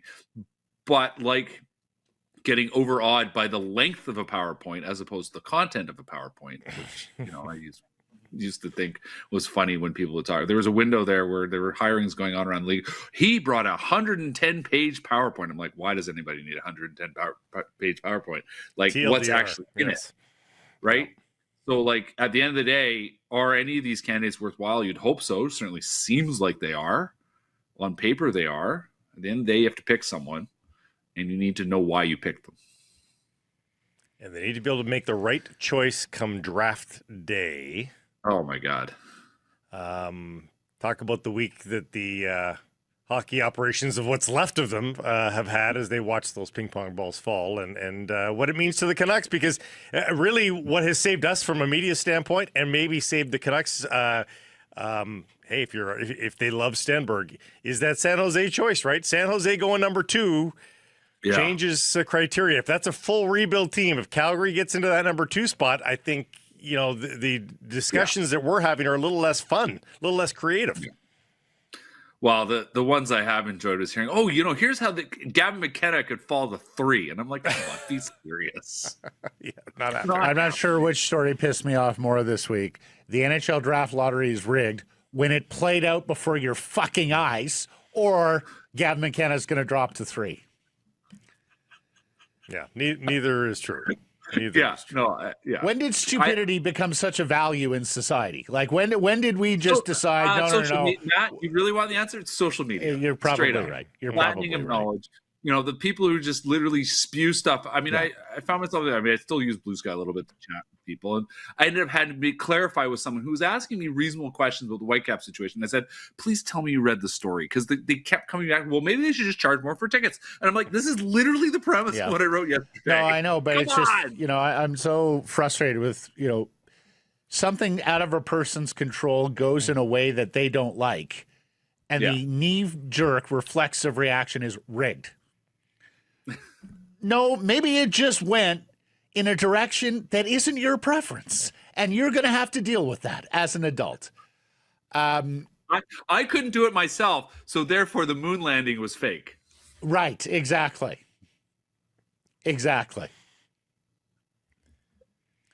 Why is the flag waving when there wouldn't be any wind on the moon? Fuck it all. Let's move on. Number 3. What did you ask him? I asked him just his reactions to how it all played out and the path ahead here for the Canucks. What do you think they're doing? I mean, I suspect though. Well, I mean, the options are crazy, right? Like, do they go with like Caleb Malhotra and do the center thing, or just just stick with the defenseman. I suspect they'll look for a center. They're so desperate for a center. Now, is Caleb Malhotra a number one? I don't know. Like, this is, again, as I always say, I do the Tony Gallagher thing. Don't ask me about prospects. I haven't spent any time. I know some of the names and I know what positions they play, but I can't tell you about this guy versus that guy. But I think they do need guys up the middle. They obviously need defensemen. They need everything. I just have a feeling they're going to go with center, but we'll see. Like, whoever comes in, and fundamentally will be like, this is what I think is the first step. So that is the thing that makes me hesitate to judge at all, is what is this person's philosophy going to be in terms of what we need to go first. But I just think in sort of the guts of it all is that they'll go with the center. Gallagher did not have access to the internet for most of his career, No, PJ. Honestly, YouTube in 1994 was not good. Not good. We're asking in our poll question, which Malhotra is more important to the Canucks' future, Manning or Caleb?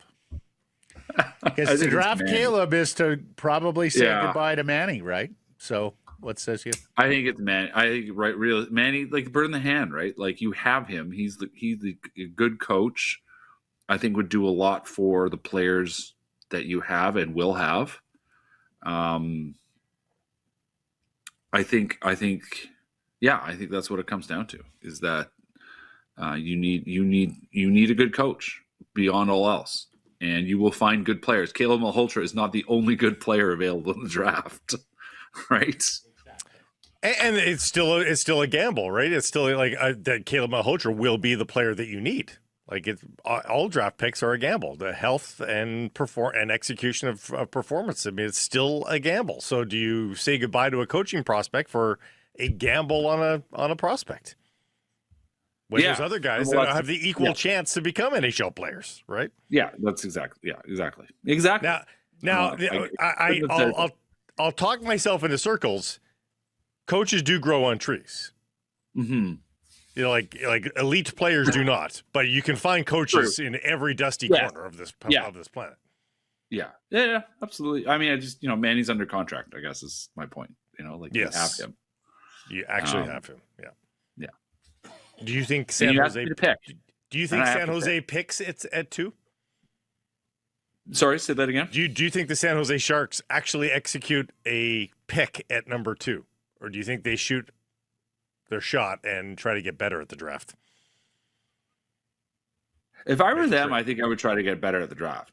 I think they need players ready now, given everything else, and they need to learn that lesson from Chicago, right? Like, Chicago has wandered the countryside, doing nothing with Connor Bedard, and possibly not helping him become the player he should be. Obviously, Macklin Celebrini is an all-world talent and already in the Hart Trophy conversation, and is ready to go right now. And he's still on his ELC, right? I think if you're the Sharks, I think you've got to think long and hard about the value that is available in number 2, and be ready to pull the trigger on a trade that brings you. I don't know. I mean, I don't know. Can you get Austin Matthews with number 2? And stuff. Does that happen? Yes. Imagine the Leafs going 1-2. Yep. Trying not to, actually. Couldn't stomach. There isn't enough bandwidth. That Friday night in Buffalo, if that is what I'm looking at the time. Could you imagine how much coverage the two kids at 1 and 2 would get if the Leafs hold those picks? They start a new network. Honestly, there would be a new sports network dedicated. Oh, big opportunity for you guys. The McKenna Reed Network. Yeah. MRN. Yeah. The collective vomit out of every other market would be something else. What are you hearing on Whitecaps? I mean, Robbie Callan goes and talks about it. That's the one I saw on that. I'm like, okay, that's nice. Tell the Whitecaps. Like, why are you calling the government? Call the Whitecaps. If you're a serious group, call the Whitecaps.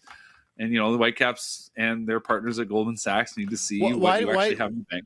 Sorry, you don't think the group has called the Whitecaps? They just called the minister? Why would you do that? I don't know, but it just I'm just saying, like the way the minister phrased it made it sound like they'd called them. I'm like, that's great. Like, well, but in conjunction with, not you would hope so. as opposed to. I think the problem here, gentlemen, is that Axel Schuster's availability went the way that it did yesterday. And it continues a long line of the Whitecaps playing down the chances here.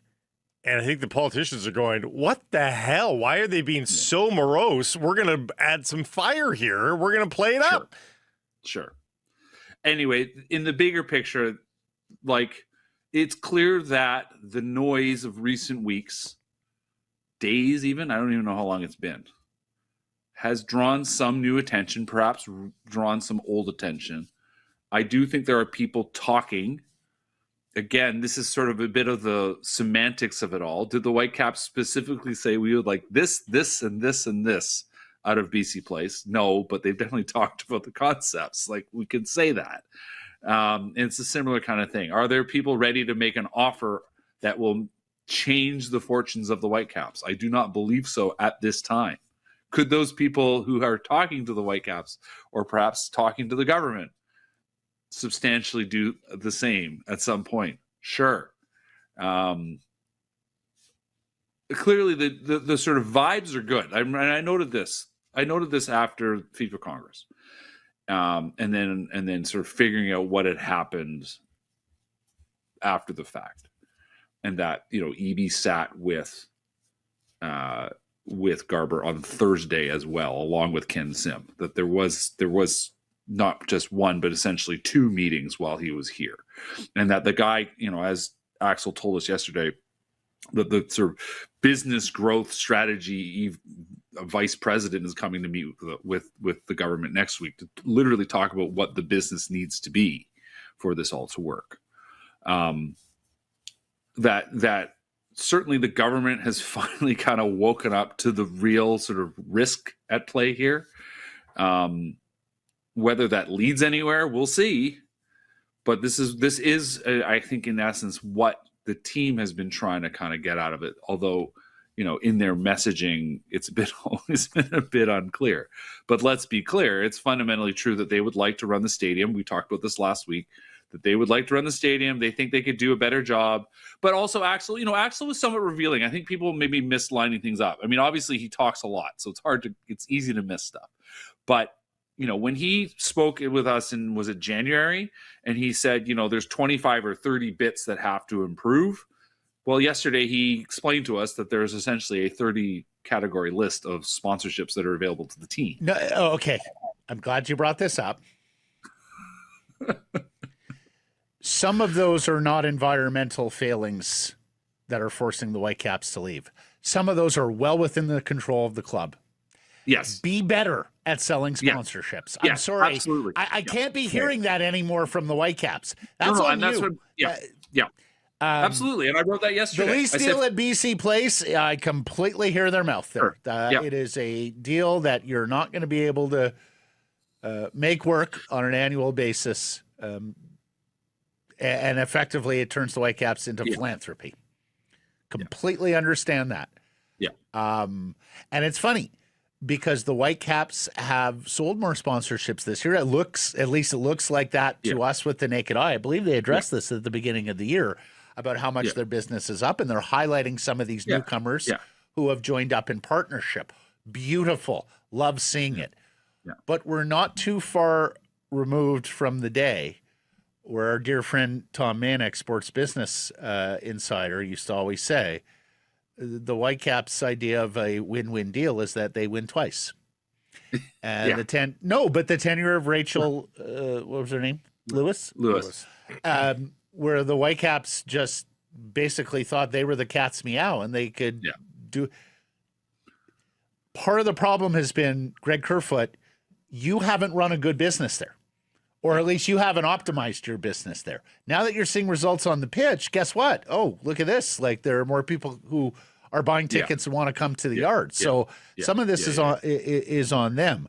But what I fear, Patrick, is just that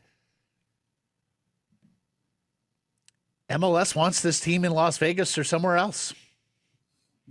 possible. It's very possible. Because the problem MLS has right now is you've got every sports business observer looking at it going, it's a house of cards. It's a Ponzi scheme. The only reason these franchises are worth what they say they're worth is because they've been able to expand and find people to buy them at that price. To sell an existing franchise at that price, I think, is the next step for Garber and his board to say, look, it's not just expansion franchises, it's existing franchises that can reap But these they get to puff out their chest at that if there's a bidding war effectively from Vegas and from Vancouver. Well, and that's what I say. It would be their preference to, in the end, not have to turn their business upside down and move the team, right? Like the best outcome for MLS is what the Whitecaps fundamentally want, which is that they sell to a local buyer and the team stays here because they get the value that they believe the team is worth. I mean, they're not going to sell for what outsiders might think they're worth. They're going to sell for what they think it's worth, and they need to convince someone here to do that. And in the end, you're right, Matt. If they can't do they'll end up going somewhere else. I was just going to say, just to go back to the sponsorship thing, you're absolutely right. Like I noted this, there clearly has been, a failing on the team's part in terms of how they've done it and how they've leveraged their position. The default forever, and it still clearly is to a degree, is that I want to entertain clients, I'm going to go to a Canucks game, right? And the Whitecaps clearly have not done a good enough job on selling people of a different idea.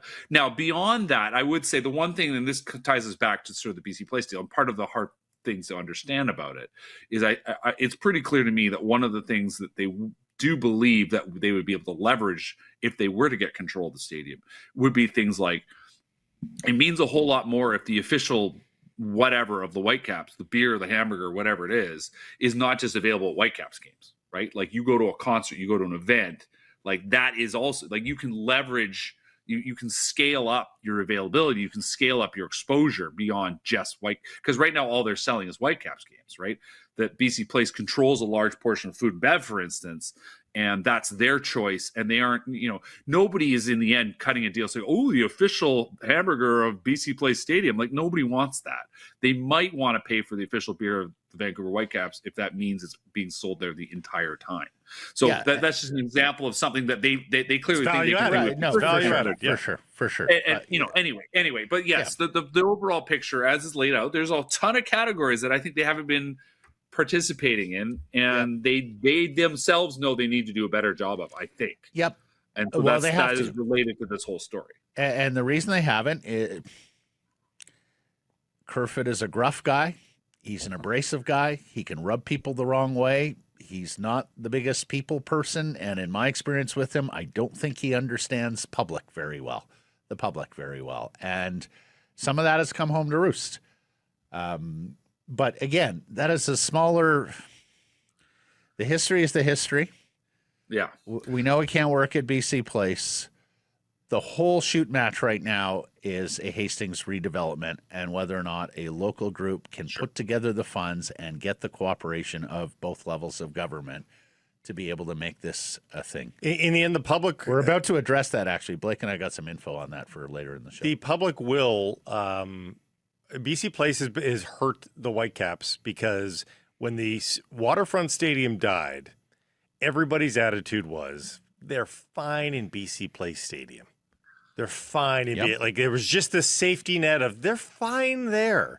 And ultimately, if we are in a different spot if the Waterfront Stadium got built, right? Oh, for sure. And that was something I asked Axel. I said, how much of this is about the overall environment? Because, we just talked about how the league runs itself and whatnot. And he said, well, no, absolutely. Like until basically he showed up at the end of 2019, they were, they didn't make money, but they didn't lose a ton of money. It kind of worked.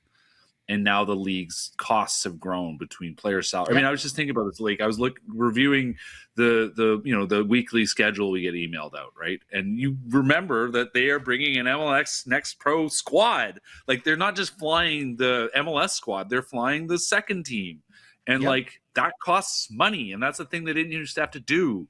And like that's good for soccer, and it's good for everything. But that that is a thing, and like the MLS Next Pro team doesn't generate any revenue, and like 100% right, 100% right. I know people fundamentally care and they just want to watch a team. But I'm like, the reason why these are problems is because they didn't change The their academy revenue is model. huge. The academy every we year. talked about with baseball. Your costs below the major league team are significant in soccer. They're significant in baseball. They're even significant in hockey. But you sell tickets to hockey. Football gets it for free. You know, college football just does it for football, which but is another at least in the economic AHL, you get to sell tickets. You're not selling tickets to the academy games and to next pro. Okay, thank you for this. We got to let you go. But right. as always, that was terrific. Way to empty the notebook for us, Patrick. Always, guys. Thanks, Take care. Cigars and Price from the historic Wall Center and the Nation Network studio built by Arbor Lee. Ticket secured, hotel solved. Make the Wall Center your downtown headquarters for every big game, concert, rivalry night. See what's happening at wallcenter.com. There is a local group. There could be multiple local groups. Minister Ravi Kahlon yesterday says a group of business leaders has been organizing for the last few weeks, is doing due diligence, and reached out to his office, albeit with no formal request of what it needs from the province. He won't share names. He said the group will reveal itself when ready, but, quote, sooner is better because there's a lot of anxieties with Whitecaps fans who want to see a local proponent come forward. He said the group's bid seems interesting and is grounded in keeping the club in Vancouver. Now, Blake and I have been made aware of a local group as well, and a local group that's been around for some time. It could well be the same group that Kahlon is talking about. Yeah. He said the group has been organizing for the last few weeks, but it's possible the group we're told about simply revealed itself to Kahlon over the last few weeks. We've had contact with someone who knows this group and who may well be an investor when it's all said and done.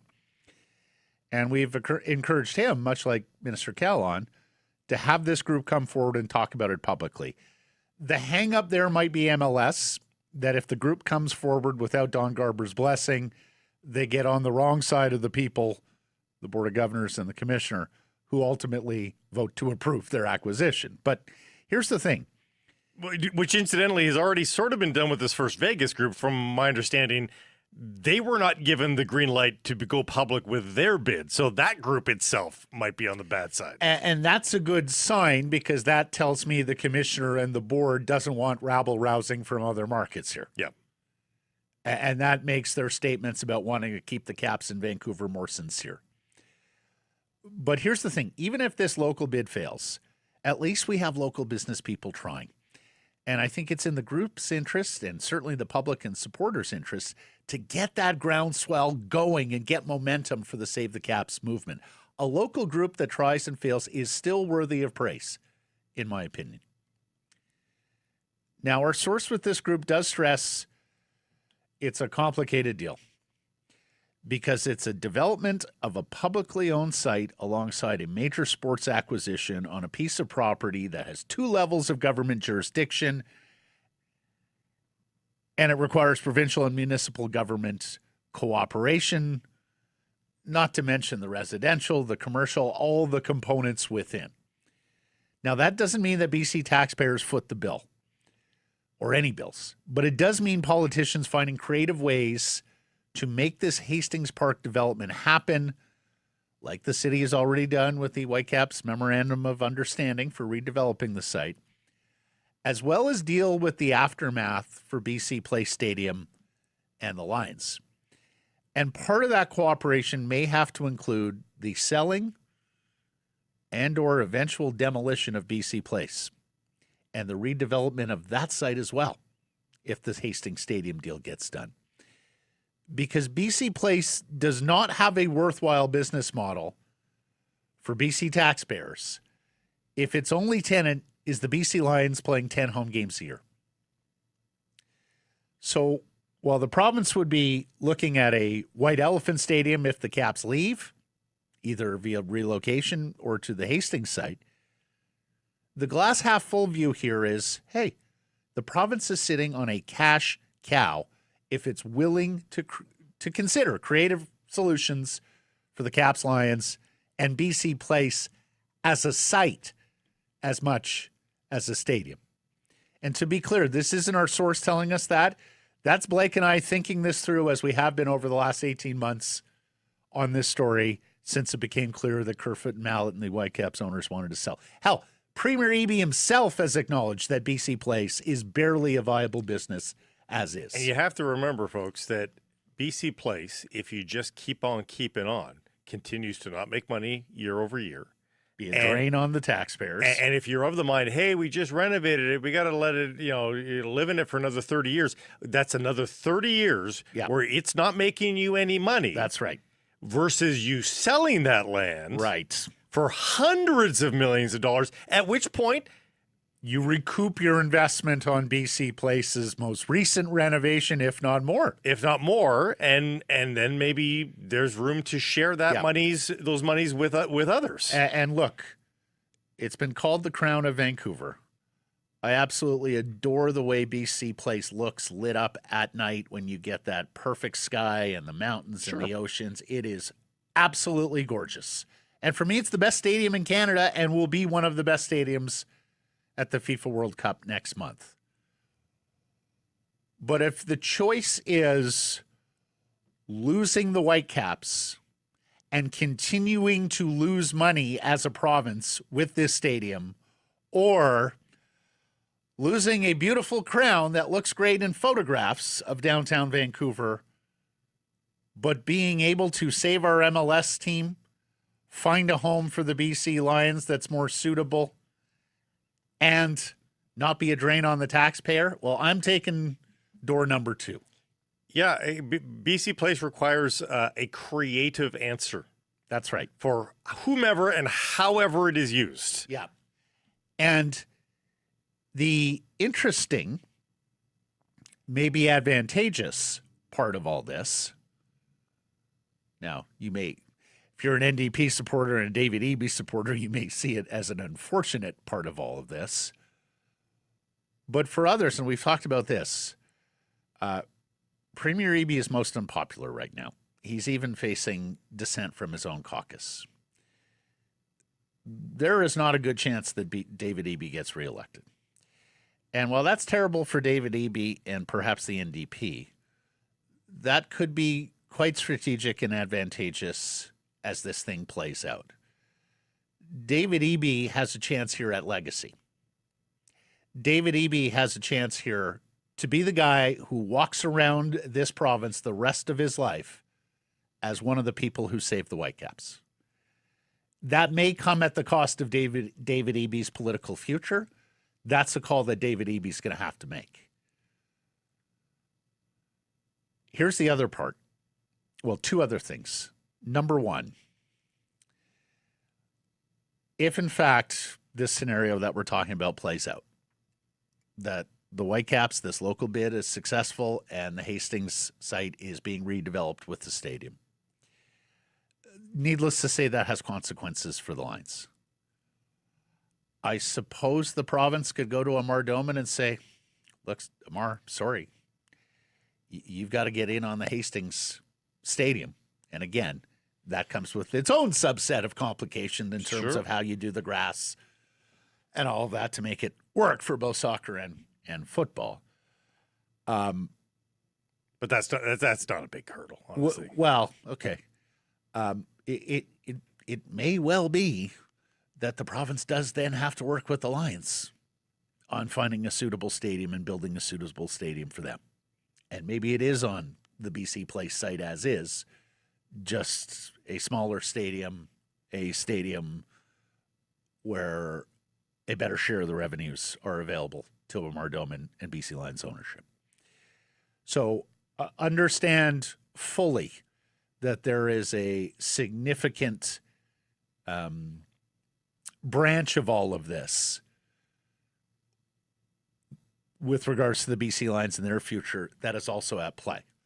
And in some cases, it's unfortunate because, of course, the Lions had no hand in the creating of all of this mess.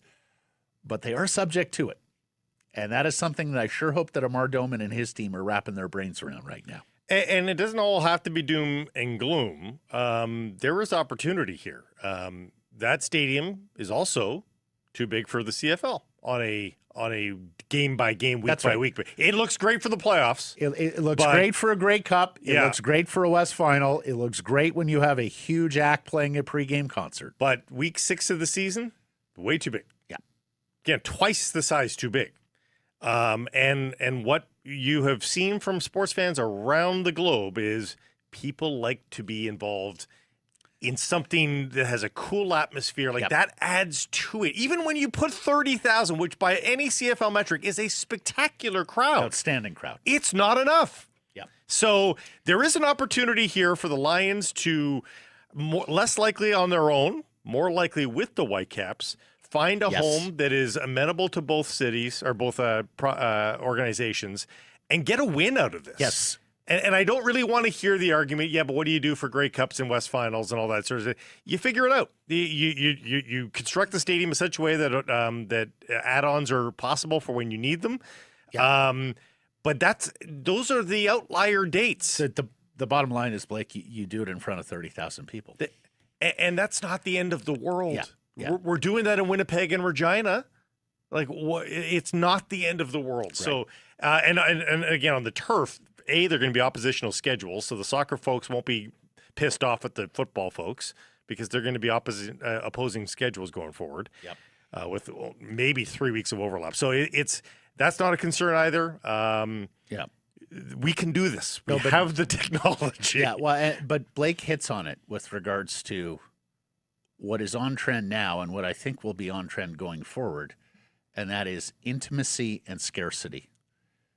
These are two very big buzzwords in sports business circles. They are permeating all sorts of sports. The PGA Tour is talking about scarcity.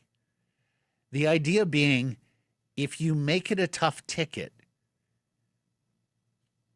you encourage and infuse demand. If people know there are scores of tickets available for each and every game, there's less fear of loss. There's less motivation to go out and secure that ticket early. Then on the intimacy side of things, I have not yet been there. This guy has. But I covered the Blue Jays once when it was a cavernous, sterile stadium that was poorly suited for baseball and a blight on the city of Toronto. It looked terrible outside, looked terrible inside. When you look at Rogers Centre on television now, it looks like a ballpark. Yeah, it looks spectacular. He's been in it and says it doesn't even feel like it was the same place. No. They've created that intimacy, even in a massive, massive footprint edifice like that. We've talked about the mixed zones, the social zones, right? Where you don't really have a seat. You're just out there mingling with other people in a bar area or a patio area. Well, in the case of a soccer configuration, you look around at the soccer-specific stadiums, both in the old country, in England and abroad, and the new ones here in MLS. You're 8 feet from the touch line. That's right. Like you are on the field in these. Like it's a different experience. Blake, even in that terrible temporary stadium that Inter Miami was playing in last year, when we went there for MLS Cup and walked around pitch level, I could not believe how close some of those fans were to Lionel Messi. And needless to say, people are paying a lot of money for those seats right by Lionel Messi on the touchline. Versus old style, think about Commonwealth Stadium. Because think about the Elks to this day are asking their fans to sit across the track and up the are you kidding me? No, I know. And here's the thing. I probably like BC Place Stadium more than most. That's been one of the things that's been consistent with this show over the years. For a stadium that size, it's totally fine. I like it better than our audience likes it. Okay. I especially like it since it's now open air, when it's open air. Yeah. The old place was awful, but the renovation looks spectacular. I like the feel inside too, but it's not perfect. It's not ideal. And like you say, it is larger than what both its main tenants require. Yeah. The last piece I just want to say here, the other element here, because Axel Schuster talked yesterday about how Greg Kerfoot has lost hundreds of millions of dollars on the Whitecaps and on soccer. And I don't dispute that because Greg has not only owned the Whitecaps for more than 20 years, and I don't believe the Whitecaps have ever been year-to-year profitable, but he has also financed everything below the Whitecaps that, as we talked about with PJ, doesn't generate revenue, not to mention the Canadian women's national team. At one point, he was the financier of that. Whitecaps women. Whitecaps women, and all of those things. So full credit to Greg Kerfoot for doing that. He has been a patron saint for soccer in Canada. I do think he is going to make all of his money back and more on the sale of the Whitecaps if these publicly available franchise valuations are in fact what the team is going to sell for. So please shed no tear for Greg Kerfoot on that side of things. He is going to make his money back. He has done his part. I sure hope he's willing to do one more part.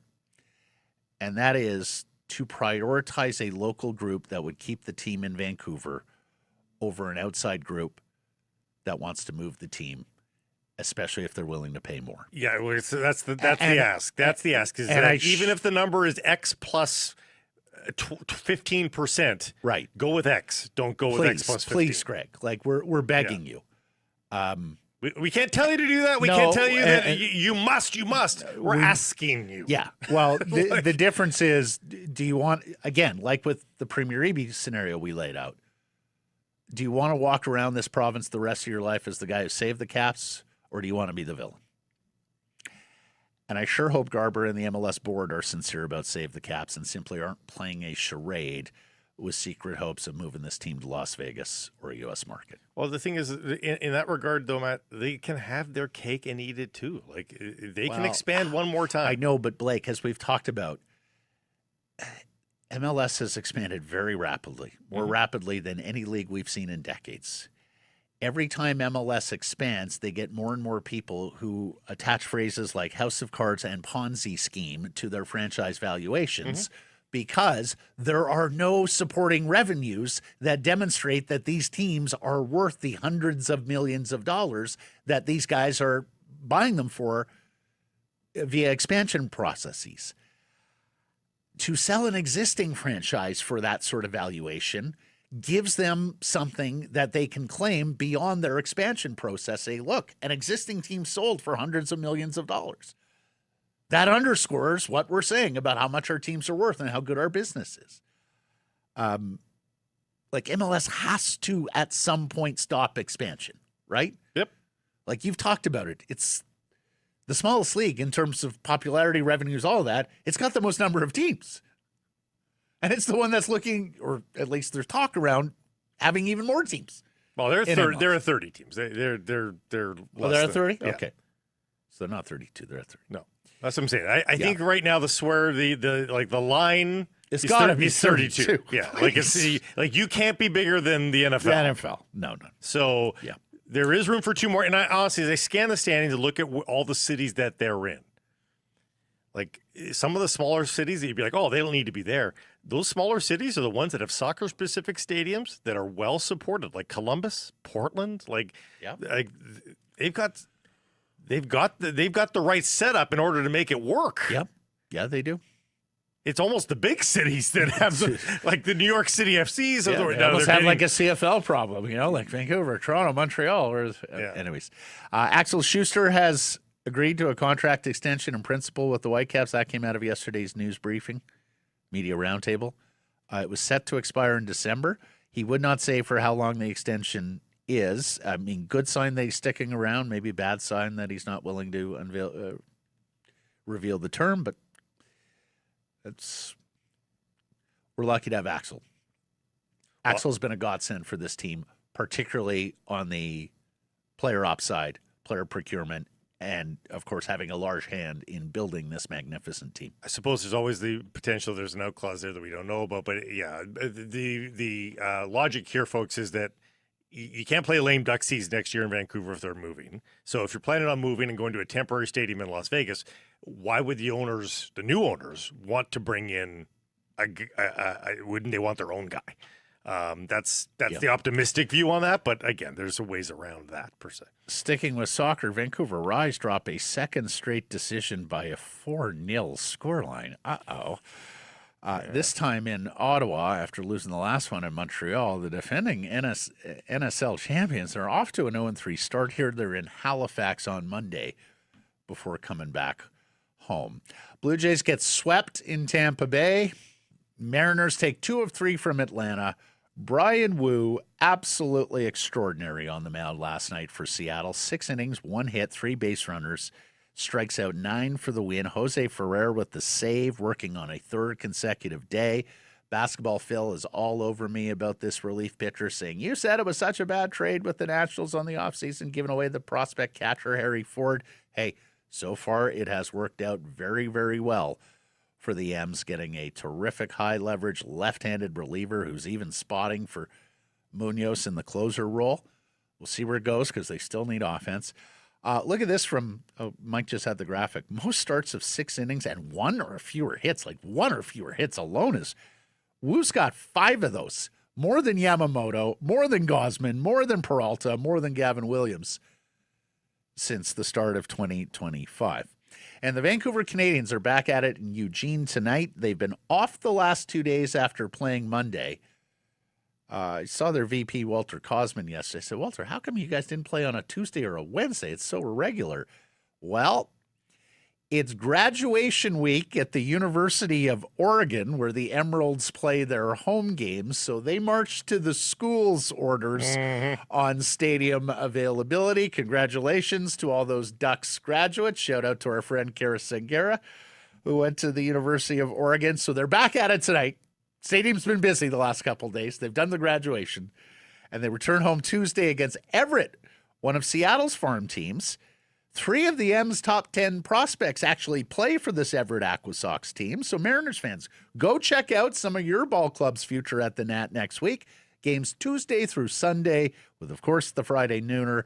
Get your tickets, 604-872-5232 or CanadiansBaseball.com. And one level below the Canadians, Addison Barger mashed a Dunedin home run yesterday. So that's his second down there. Yeah, so I think he's good to go. Yeah, he'll be activated tomorrow on schedule. If the San Jose Sharks selected defenseman 2nd overall, who do you want the Canucks to draft? It was our poll question yesterday. Options: Stenberg, Malhotra, other.